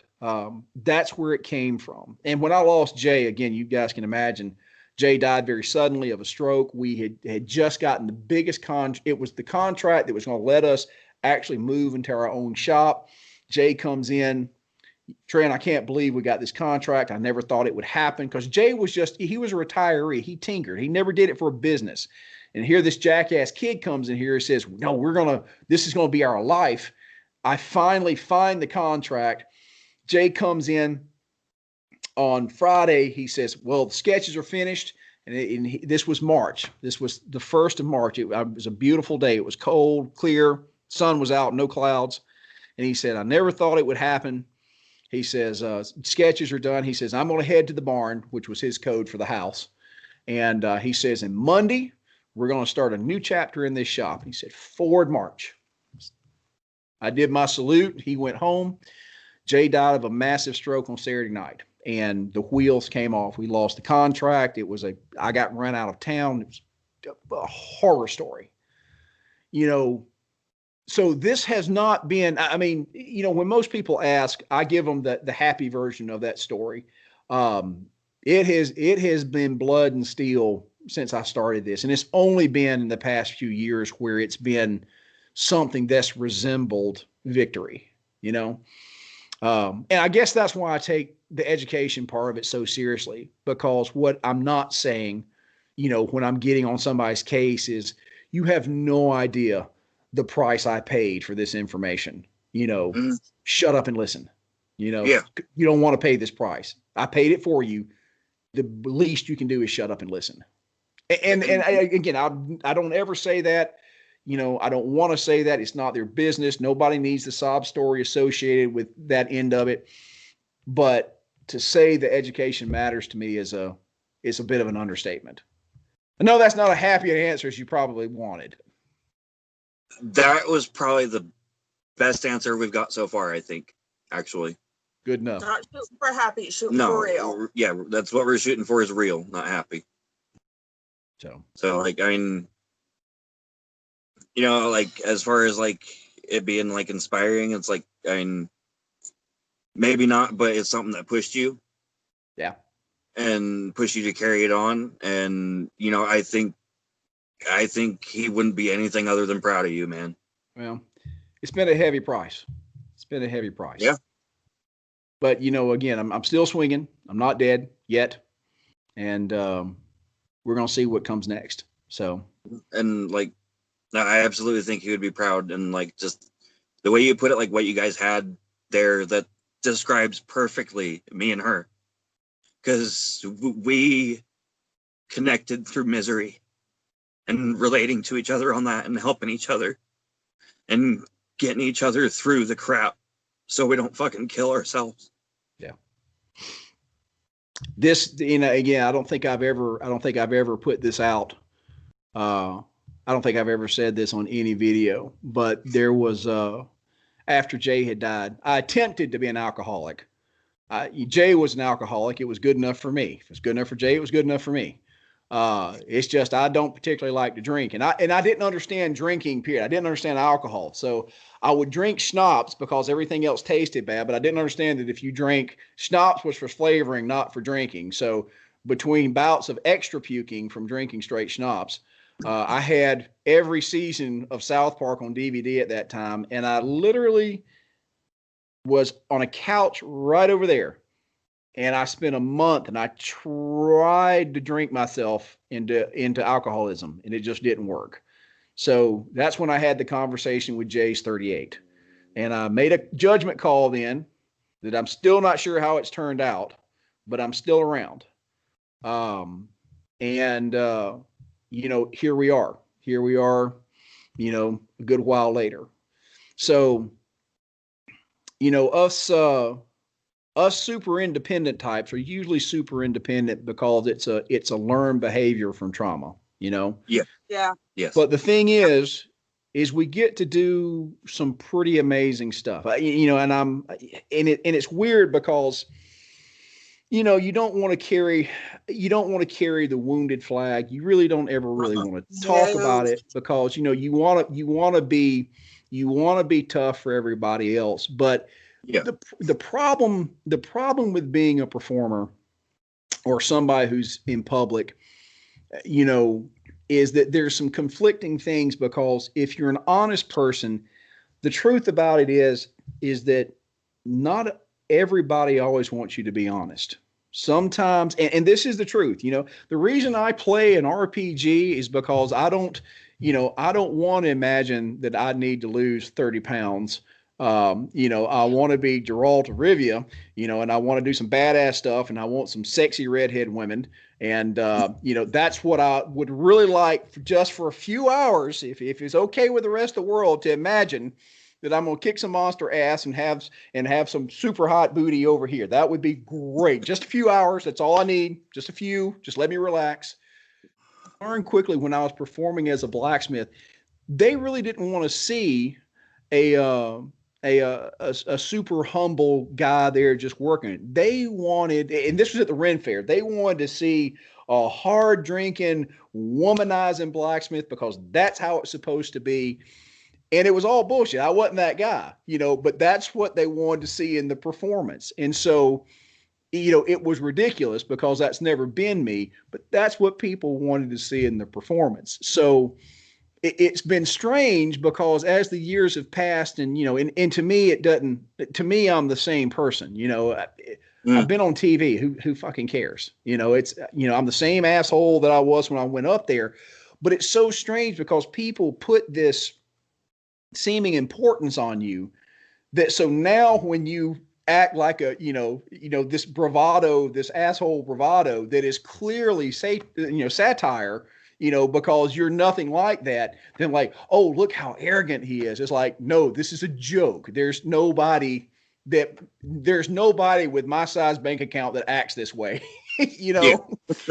But it's strange because people have even the people that don't like me have seemed to have put me on this particular level, that now when I, where there's just this absolute bullshit that, he means it. What? At least I've got a YouTube record. I've never been that way. I've had some blisteringly funny "your mama" comeback, but that's it. So, yeah. It's a very strange creature, and to be the type of person that I am, and to have come from what I was to what I am, in my core, I haven't changed. I've learned some great coping mechanisms, and I've toughened. There's no two ways about that. I've toughened up, but it's I will. And again, if you guys have been through anything, you're never rid of it. It never goes away. No, but fortunately, I have learned to channel it, and it still gets me, just like any of the quote unquote artist mentality. when I get into a big project, I pour everything into it, and then I'm just spent, and I hate the world. I'm miserable. I'm overweight. I'm bald. I'm ugly. I have a small wiener for like the next month, and then I'm better. It's a man period. It's a man period, except for artists, it's on a larger scale. So, but it's, so much of it is just coming to grips with, what you are as a person. And so the blacksmithing has been woven throughout this, because it's what gave me confidence, because it gave me something that was mine. Yeah. Then I found Jay, and then it gave me something that was ours. And then I lost Jay, and then it became what fed me. And at the same time, it's been a chance for me to be able to, I've tried to replace Jay with all those people that are on the other end of that message in the bottle. It's a lot like talking to a dead person, because they don't talk back most of the time, and if they do, it's usually scary. So it's heavy stuff. It's heavy stuff. And and most people will never know why you do it. And to be honest, they don't care. Everybody's got their problems, and I am no different in my corner, and my problems are no more important than anybody else's. The difference is I'm still willing to wade in and get my hands dirty. And I've found that as I've grown older, I've become more and more intolerant of stupid. And it feels like it's getting to be more of a problem these days, because I guess I'm getting old and cranky. I reckon I need some bedroom slippers and a recliner. It might not be because you're old and cranky, because I'm only like 29, so I'm still fairly young. I still think I'm a fucking kid. But I think that's probably unique perspective, because we were both raised by pretty much our grandparents. So I don't know. It might be the cranky old fart thing, because we were raised by cranky old farts, and that's just that's how we are, as cranky old farts, and just younger models. Sorry, well, Grandma. I'm gonna tell you something. I spent the majority of my time around people that were at the sunset of their life, and the honest ones. For me, at least with Jay, especially now, I'm 43 now, and I've never been married. Excuse me. I've never been divorced, and I don't have a bunch of yard kids. I actually own all my stuff. But it's not because I don't interest in such thing, but when you spend time with older people, again, especially people that are honest and not afraid to kind of mention, where they're at, you have a much broader perspective of that end of life, of what family means, what it means, when you look towards what you leave behind. And I have seen a staggering difference in the way that people think, people that have come up with like a grandparent, and people that have just come up with, normal, regular parents. And there's a big difference. I mean, I remember when Jay would get drunk, he'd be just moaning, "It's all going to end up in the blacksmith's yard sale." 30 years of my life. I mean, he would just go. And the first 11 times it was heartbreaking, right? Because here I am, I'm trying to convince this guy. I don't understand drunk, and I don't understand drug user at that point, right? I don't get that this is like an automatic message. There's nothing you can do to fix that, but everything in your poor little heart, it's trying to make it better for this person, And, and then it just got to be the common refrain. Let's see, he's half a bottle in, cue the blacksmith's yard sale. But it didn't mean that he didn't feel it. But, he was always worried about what was going to be left behind, because none of his family cared about the stuff. Nobody cared about the blacksmithing. I was it, and had I not come along, that's exactly how it would have ended. So there's a perspective there that I think it gives those of us that have been around people that have been facing those questions, because we get to ask those questions early on, early enough usually to be able to do something about it. You know, Yeah. I think it would be terrible to wake up in your 70 and then realize that, you know, what happens to all my stuff? You know, what happens to the legacy that I leave behind? Yeah. And again, and at 40, you know, it's a good question. You know, I'm still hoping there's time for a family for me. I still have to import that hot French redhead. I'm working on that this year. But you know, those are big questions, and they're tough questions. But again, I think those of us that have been raised by that older generation, they were made of tougher stuff. There's a lot of that fuzz that I've seen in the generations right behind you and me that there's no substance there, and I'm glad to have been cut from tougher cloth. Yeah, like us too. Like especially when like we look at our friends who like grew up with their parents, and it's like, man, how come you guys don't think about stuff? And in this, and I'm gonna tell you this, not to transition. This has been part of the more recent problem that I'm having to wrestle with, and which has led to some of my starkiness on the online deal. Mm. I don't like the idea that not everybody's worth saving. That is, you know, when those words come out of my mouth, there's the practical, knowledgeable, and experienced side of me that says not everybody's worth teaching. That no matter what you do not waste your time with these people. And that hurts. That really bothers me, because that's not the particular view that I want to have. But at the same time, I wish I had a few million. You know, I wish, you know, I had the giant wiener. You know, there's a lot of things I wish for, but wishing for them is not going to make them appear. And if I am being the most effective and efficient person that I can be, I need the closest picture of reality that I can have. Yep. And, you know, I've picked out a couple of these assholes before and strung them out to show everybody what I'm dealing with. And it's more for my sake, because I want people to understand that how bad it is, you know, to be on that front line, you know, to be somebody who's outspoken. I mean, I'm not one to suffer in silence. I think that's the thing. I think there's like this unwritten deal that, you know, if you get to a certain point that you're just supposed to take insults, and, you know, you're supposed to be calm and mature enough just to let it flow like water. Screw that. Doesn't happen. Screw that. So, but again, and at that point, it just becomes a spar match. It's just a wrestling match. You know, it's just for entertainment. Yeah. But the problem is, and this does bother me, that's a person I can't reach. And that really does bother me. That causes me some discomfort.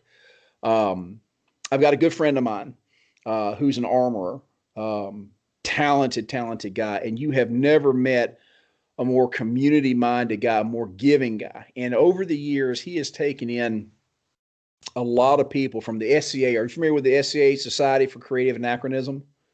It's a medieval reenactment group. Okay, no, not been around for a long time, and it's the original nerd hippies. So basically, what happens is they dress up in funny clothes on the weekend, and they go drink and party, and the whole society is based around beating each other with sticks and armor. It's pretty wild. Oh, that sounds kind of fun. But he, you know, people come in, and he has taken countless people. You know, he works a full-time job, but he would spend nights and weekends with these people, showing them how to make their armor, because they're required to have this armor to fight. And he would spend hours, materials, you know, electricity, belts, you know, supplies. And the biggest example is this guy he worked with for 3 or 4 months. I mean, again, this guy's working, every weekend's taken up. He's spending time with this guy. The guy then goes and fights for like a month in the stuff. And then he hears that the guy put the armor up for sale and sold it. And that's just one example of this guy who has poured out his time and knowledge on people who just weren't worth it. And I don't want to go to my grave having and cheapen and waste the thing that has been given to me, that Jay gave me the starter pack and I've added everything else to it. It's worth something to me. I don't want to hand it to somebody who doesn't give a damn. Yeah, exactly. You don't want to waste a good thing. Yeah. But again, but at the same time, I don't like the idea of somebody's not worth my time. That bothers me. That bothers me. The conflict between being realistic and compassionate. Yeah. And on the bright side, I'm glad that that's left in me.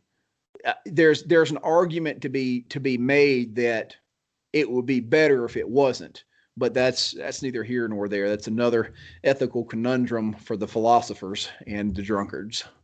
Yeah. Well, I mean, because to get anywhere in life, you got to think about what's best for yourself. Just first and foremost, you got to, keep yourself up before, really helping other people. Well, and again, that's not in there. I don't know. It's not one that I've clearly delineated yet. So, but it's definitely a conflict, because I've had some people who, two perfect examples of this. There's this guy I'm helping now. He has some experience in metalwork, and he's doing his first knife. He's just got to do his sheath now, and as far as first knives go, it's friggin' beautiful.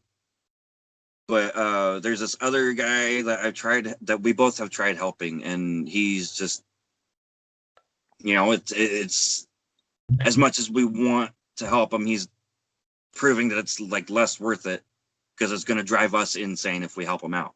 They're trying to help certain people is like letting your brain leak out your ear. Yeah, exactly. It's just committing emotional and friggin' just psychological suicide. Yeah, psychological suicide. Yeah. Well, like I said, we're a real damn cheery bunch this evening, aren't we? Oh yeah. Ask me a happy question. What's your favorite dinosaur? For a long time when I was young, I was a stegosaur, but the ankylosaurids are far more cooler. But my real kind of kink in all this is Pleistocene megafauna, and some of the megalodons and all that kind of good stuff. I mean, that's cool. There's sharks and all that kind of good stuff. But you've got things they call the entelodonts, which is a distant relative of the pig, but they're these monstrous, massive jawed creatures that were just like apex predator. So the entelodonts are just cool as hell. So yeah, and the giant ground sloth, that they're super awesome because they're huge. They have the big giant claws. But the coolest thing about the ground sloths is they have something known as dermal ossicles, and they're literally nodules of bone. They're related to the armadillos and the glyptodons. If you remember the glyptodon's the giant armadillo that's the size of the VW. Yeah, I know a lot of weird shit. So, but yeah, the armored ground sloths, super cool. Pleistocene megafauna all the way. Saber-toothed cat, Yes. Yeah. Smilodon, and there's several other particular flavors in there. So, there's one that I was really surprised with, because they didn't even know it was a real thing until they actually found it. But Ice Age, the saber-toothed squirrel. Yes. Scrat. I love Scrat. Yeah. Right. Don't need to bring down the wrath of Disney. Oh, so something that it just popped into my head. We actually have something in common. Habitat for Humanity. Yeah. Yeah. How did that come about? So I've kind of got a specialty in crisis finance, and there were some issues that went on with this particular chapter, and I was sitting on the board of this chapter at that point and kind of found some bad things and had to step in and do some company repair for about a year. Okay. So it was kind of an odd thing for the blacksmith to be at the head of, I think, one of the first affiliates of a nonprofit on that end of it. So, yeah, I kind of went in. It was a guns blazing thing. It wasn't a kumbaya deal. It was going in hot to save a company. So, spent a year doing that and kind of dug them out of a hole and got things back on the path. And the company's still doing well. And one thing that a lot of people don't realize is that Habitat's not one company. No.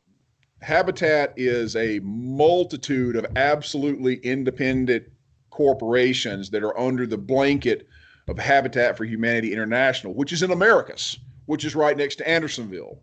So Millard Fuller, who was the founder of Habitat, that's where everything went down there. So, and there's a place outside of America called Quantanilla. And Quantanilla is actually the birthplace of what Habitat would become. It's one of the last remaining hippie communes in the United States. So, but the hippies look a lot weirder now than they used to. Yeah. Yeah, that is for sure. Now, what do you do with Habitat? Recently, nothing, but how I got into it was first, like when I was 15, there is Children's Home Society. Okay. And basically what that is, it's basically parents go and do their parenting classes that they were ordered to go to. Gotcha. And I volunteered in the childcare area when I was 15, just as a peer leader, just helping take care of the kids. And there were 3 sisters there who that I met, and they ended up pretty much becoming my sisters too, and we're really close to this day. But they were living in a really crappy rundown apartment, and they were on the Habitat list from like way before I ever met them. Wow. And they finally got word that you guys are getting a house. And, you know, their name got drawn off the list, and well, it's a waiting list and not a drawing, but yeah. They got that word, and like me and my brother were like first ones volunteer, we're going to help you build your house, you know, and that's pretty much the extent to my involvement of it. Up until I was 18, I did the Children's Home Society, volunteering for that and just helping the kids out. So that's my Habitat experience. It's kind of dual there. Very cool. Very cool. It's a good program. Does a lot of good for a lot of people. Yes, it is very much so. And like, it's just amazing what they do. And it really pulls the community together. And that's something that I'm really big on. Is pulling the community together. It's another reason for these videos. Yep. Absolutely. Awesome. It's good to find family. Yeah, it is. And you know, that's one of the great things here is like, that's one thing we want to extend that. And like, cause like you don't get to choose your biological family, but you can pick who your real family is. Yeah. And like that as far as I'm concerned, that's what we all are right here. As long as we, you know, talk together, get along, and like each other, and we don't even have to like each other. I was about to say, there's a large portion out there that would take issue with liking everybody. Yeah, I mean, we're not all going to like each other, but like there is a respect, you know, and that, you know, to me that's family. That's family. Yeah. We're all brothers and sisters. Yep, absolutely. What else we got? We've talked about Jaya quite a bit. So going from top 3, who are your top 2, other top 2 favorite blacksmiths? Samuel Yellen has to be up there, and not necessarily for his blacksmithing. You're familiar with Samuel Yellen? Not quite. So his granddaughter, I think, has sat on the board for Urbana. Samuel Yellen is kind of the patron saint of blacksmiths here in the U.S. Very famous, was in New York and Philadelphia. right after the turn of the century. Yellen, if I'm not mistaken, was Polish in his training, did his journeyman in Europe, and then came over to the U.S. But what Yellen was really famous for is the fact that he was in the around New York and whatnot, right around the time of the big immigration spike, the 1913, 1950 World War I era. Yeah. So he knew about all these old world masters. And, of course, there was this huge immigration to the U.S. And so these people of incredibly blistering talent were basically coming to America with nothing more than the clothes on their back. And so he would get word that a master engraver or a smith or a wood carver was coming over, and he would be at Ellis Island with a job waiting on him. And I mean, there's some pictures that he's at the head of 100 particular discipline. And he did, I think, some stuff for the Washington Cathedral. I mean, his ironwork is all over, just a staggering body of work. Now, again, he had craftsmen working under him, so he did a lot of work, but he created this business that was just this powerhouse of craftsmanship and business. And I mean, the business was in play for about 30 years. I think it started going down in the 1920s, if I remember correctly. But again, the body of work produced was staggering, not only in its volume, but its complexity and detail and quality. It's kind of a holy grail to have something that Yellen made. I mean, it's very few pieces out there that aren't, revered.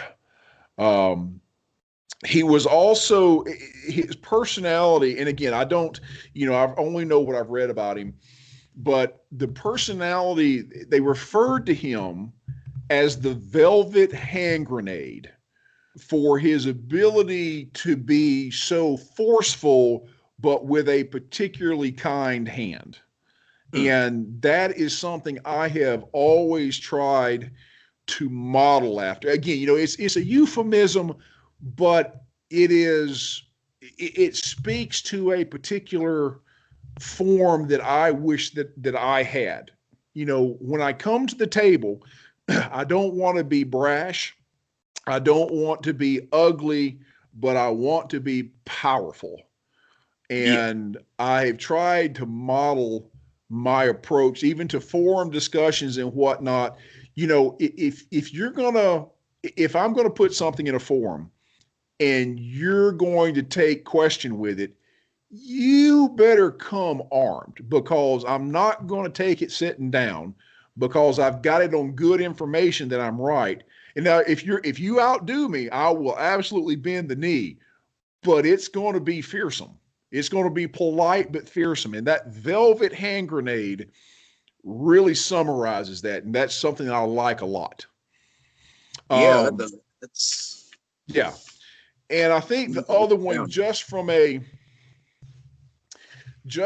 sheer admiration of enjoy their work, is actually a little bit more of a bladesmith than a blacksmith. And his name is Virgil England. And I think he's up in Alaska, reportedly an odd guy, still alive. But if you will actually search his name, he's made some fantasy daggers and some helmets and things that are just too cool for school. They are works of art. They're carved, and they really speak to me. So, when I was coming up, I was born in 1976. And so comic books were still a really big thing at that point. And you got to understand, that's when Conan first came out, right? There's a whole section of the 80s and 70s. There's Conan.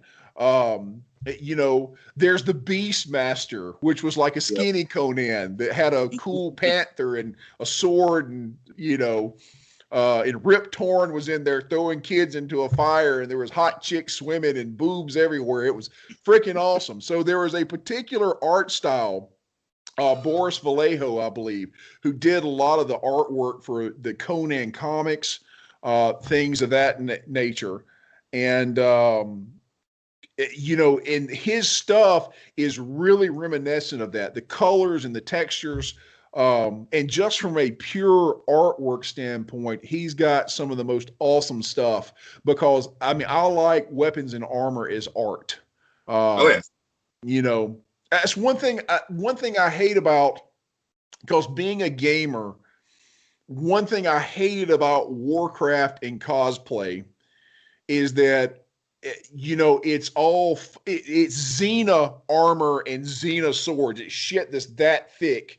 It's clearly cartoony, and I hate that, because even Lord of the Rings, which most of the armor was made, out of plastic and whatnot, even the elven stuff was rather intricate.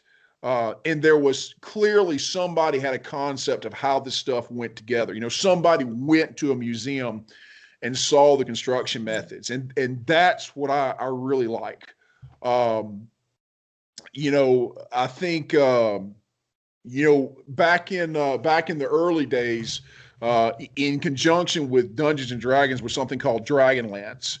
And part of the Dragonlance lore were these knights, the Knights of Solemnus. I can't remember the name of them, but the key feature was this super detailed engraved armor, Maximilian style armor.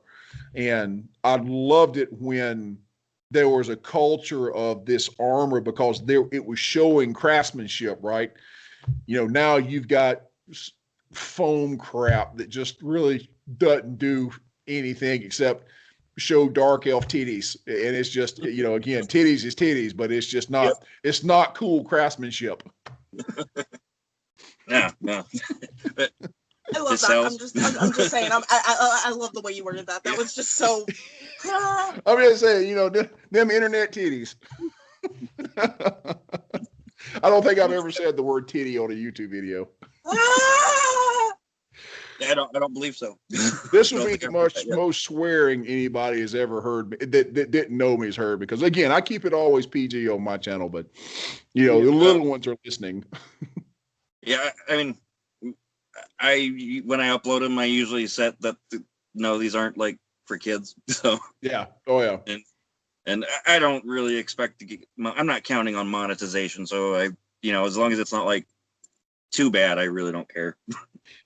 Well, I try to be. I'm trying to be polite and decent, like the upstanding person my mother tried to raise.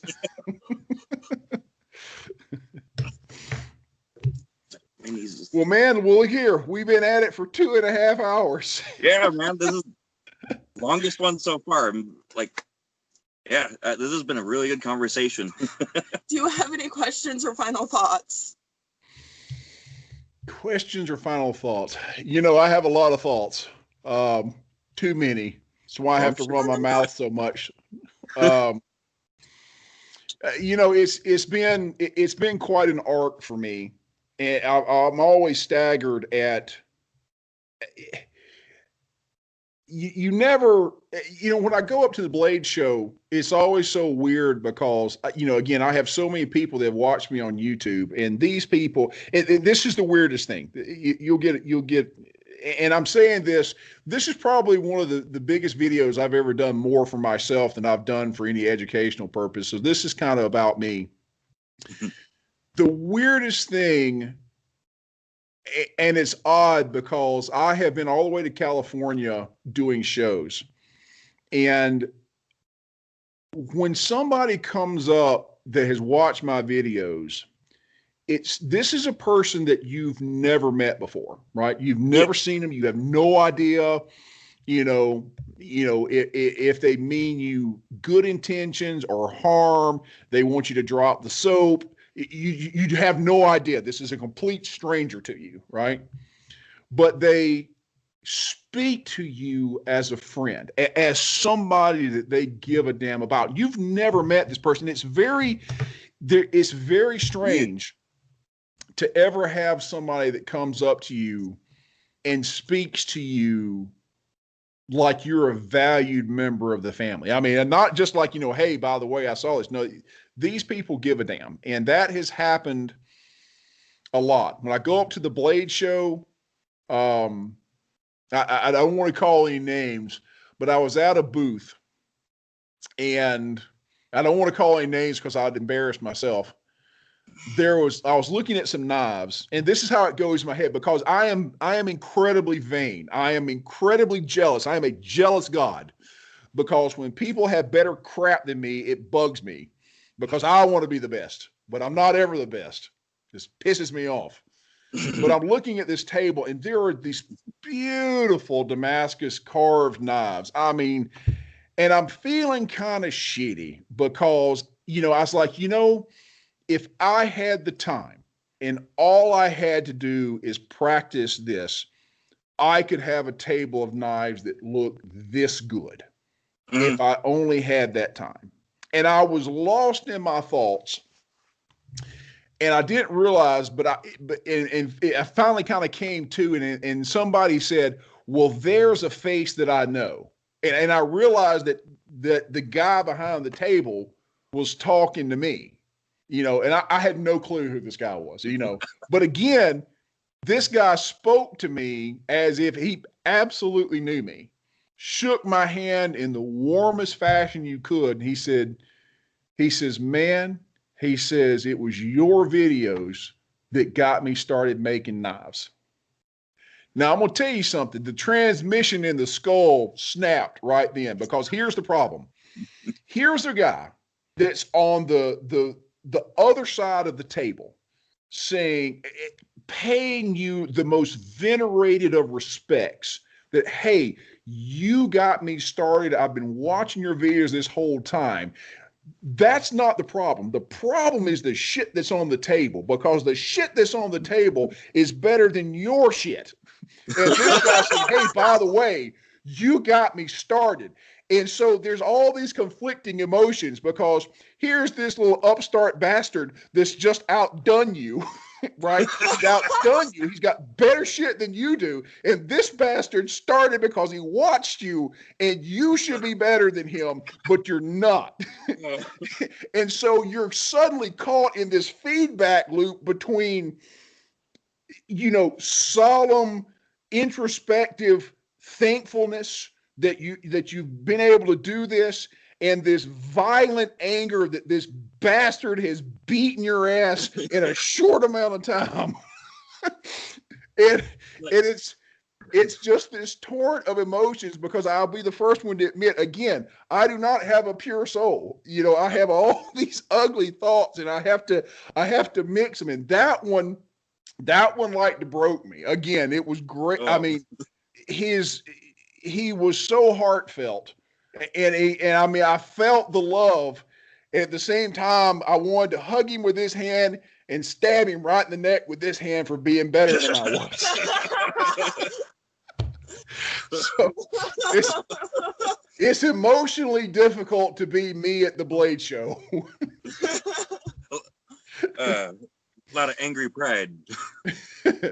And it is, and that's the toughest thing, because again,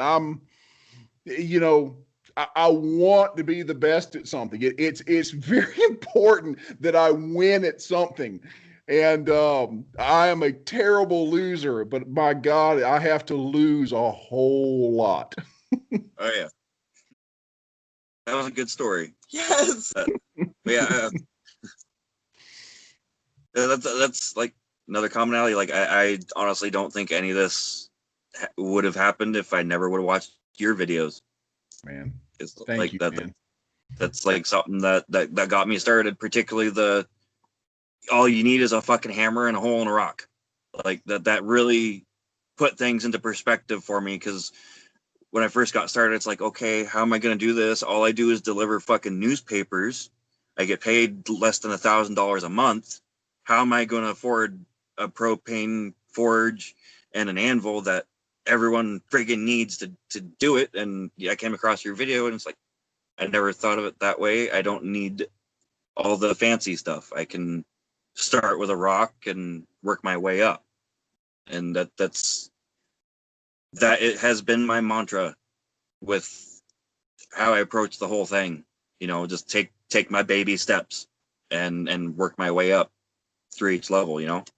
It's awesome, man. And I appreciate that. Like I said, it's going to be good until you start getting a good camera and better backgrounds, and your videos start looking better than mine, and then I'm going to have an internal conflict. But until then, we're good. Anyway. Yeah, we'll see. I am benevolent and still people get better shit than I have, and then I'm upset. Well, the most recent thing you'll have to look forward to is a big Wartree banner behind us, because that's the next thing coming. Cool. Other than I don't know if the camera is better than my cell phone yet. I kind of took a shot in the dark with it because it's kind of cheap, but it might be better. I don't know how technology is these days, because I don't pay attention to it very much. But yeah, I mean, it's a work in progress. Yep. And I would like to thank you very much for your videos and all that. They are something that has inspired me to keep working and keep the craft going. Well, man, you're welcome. And again, like I said, it's it's so good to get something back from the message in the bottle sometimes, and it's you'd be surprised. It's always so funny. People think that, once you've been on the TV or something that, and it's weird because people keep thinking, hey, well, he's got money, he's got all these fans. It doesn't work like that. I'm the same jackass in the middle of nowhere. I mean, it's just, it's so weird, the differences in perception, because you've been on YouTube or because you've been on TV, and there's a power there. And you're going to come to find that out. You keep doing these videos, you do the good job that you're doing, you're going to learn that lesson firsthand. And it's an odd one to figure out. That definitely is. I totally agree with that. I have like little bits of here and there experience with it. It's with my experience of that, it's all music related, because I was in a band for almost 10 years and did a lot of that shit. So like, it's no big deal for me to go and reach out to another member of a band, regardless of their fame. Right. They're a band member. They're a musician. But like a year ago, we went to a concert in Portland, and like we're very active on our Instagram, and we'll talk to anyone we can. And we talked to like members from like HELLYEAH and just like big bands, people that normal people would be scared to even talk to, Oh my God, I was scared to even do the Elevetti thing. Yeah, and I think that's one of my benefits of having been a performer, performing in front of people, even if it was just little bits at a time. It like got me used to, these are just people. And like, there's still people. I still fangirl though. We were at the show, and people were looking at us like as if they recognized us, and no one was talking to us. Oh my God, that was so awkward. Yeah, it was so awkward. Literally was sitting on the same bench we were, because I was off to the side. Dude is sitting on the bench, and he started freaking puking in his cup. Yeah, there's that. And it was so weird. Yeah, it was he nasty. kept looking at us like he wanted to talk to us, but he kept drinking, and it was just a really awkward, disgusting experience. And like, other than that, like, I've had random people from even out of state recognize me, just being like, "Hey, I saw you at that show like 4 years ago in Portland, blah blah blah blah blah." And it's like they walk up to me like they know me. Yeah. And be prepared, because the creepos come with that. Yeah. Right? No. There's some Instagram. Oh my God, I used to fucking excuse my. I cuss a lot. Yeah. I'm not an angry person. I just cuss a lot. My sister, Navy. My grandpa, Navy. My dad, original generation metalhead. We cuss a lot. But this freaking dude, Mr. Palmer, he used to get on my freaking pictures every day and be like, "I love waking up every morning and seeing your face," and I'm like, block, so, creepy. What the hell? And this is the thing. The one thing that I hate most about being a performing blacksmith, there's never been blacksmith groupies. I am super pissed about this, right? So super pissed about this. and this is the thing, and I will tell you though, the reason that I've been successful as a performing blacksmith, and this is the cruelest irony, so where I live, there's not a lot of women with all their teeth, right? So, there's nothing to really date down here. So, but when I go off, I go to these, Atlanta and Macon. It's the unfortunate truth of South Georgia. Okay, so, you go up to the Renaissance Festival and you go from fantasizing over an extra curvy piece of wood till there's all these girls in corsets and bodices like boobs under pressure. You just want to have a little pin and go, when they walk by. So, but the problem is when you're a performer, the last thing you can do is chase tail, because that's how you get fired. Right? I mean, or they forgot to tell you about a boyfriend, or that if they bring drama to your show, management doesn't care who started it. They care there's a problem at your show. So you have to avow yourself of any type of tail chasing. And again, so you come from this super isolation to, to the land of bosoms, and you can't touch any of them.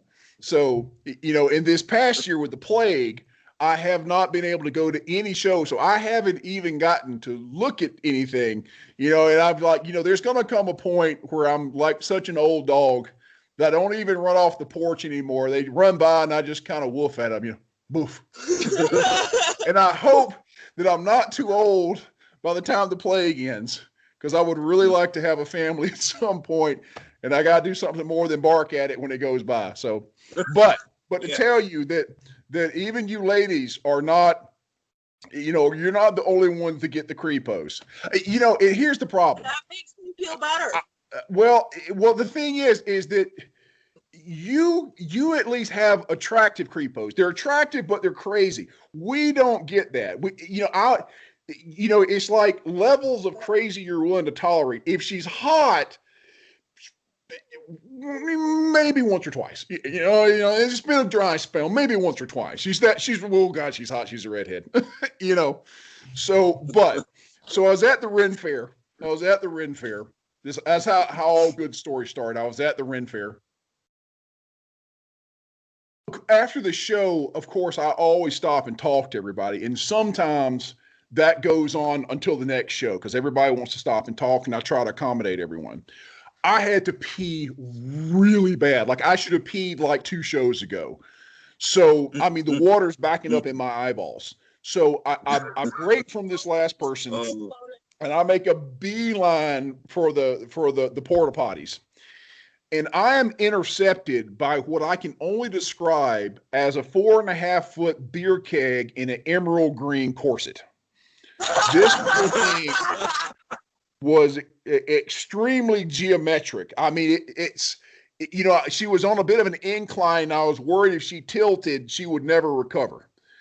So, but she put a hand just like right on my chest, just blam, and stopped me and she says, "Do you know me?" And I'm like, I was like, and I'm in people mode. I'm like, "Ma'am, you'll have to forgive me. I meet several hundred people a day." She says, No. "Do you know me?" And I'm like, what, biblically?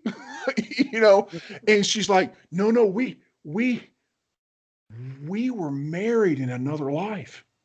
And so at this point, I'm kind of looking around for like candid camera. I'm looking for whoever paid this bitch to come up and catch me and do this. I'm looking for my buddies hiding behind the building, snickering, and she starts going into this diatribe about our children, where we lived, and when she saw me, she knew that we had been together, and So, and I'm like, I really gotta pee. I was just like, hey, good to see you. Looking great. Been a long time. Hope everything turns out well. See you next lifetime.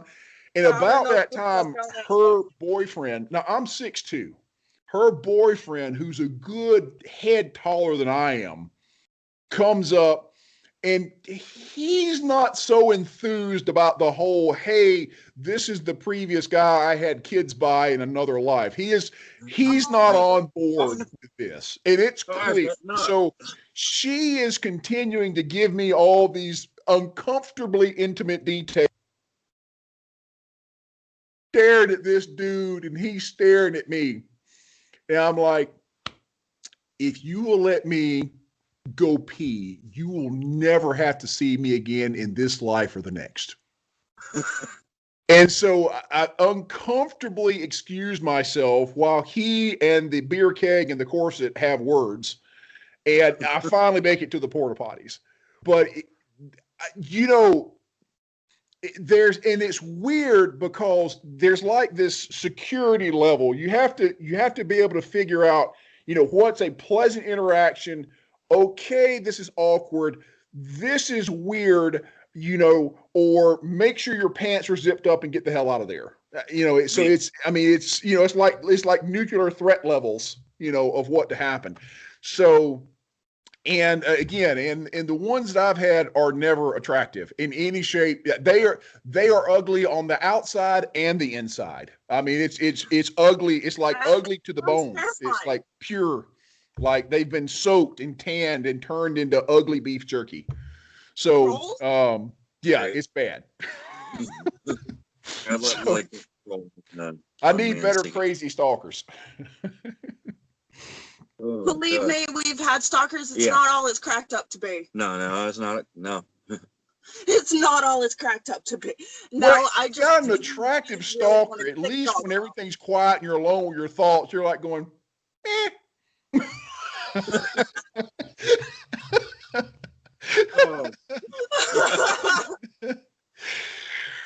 But anyway, well, guys, I've got to call this to the end. It is late here in the land of Georgia and the oak trees and moss. And, we could probably keep this going on for another few hours, but been already almost 3, and like, yeah, this is by far one of the best interviews so far. So thank you very much for coming on. Very much appreciate it. And I think if I were in that situation with the beer keg and the green dress, I'd be looking around for Ashton Kutcher, you know?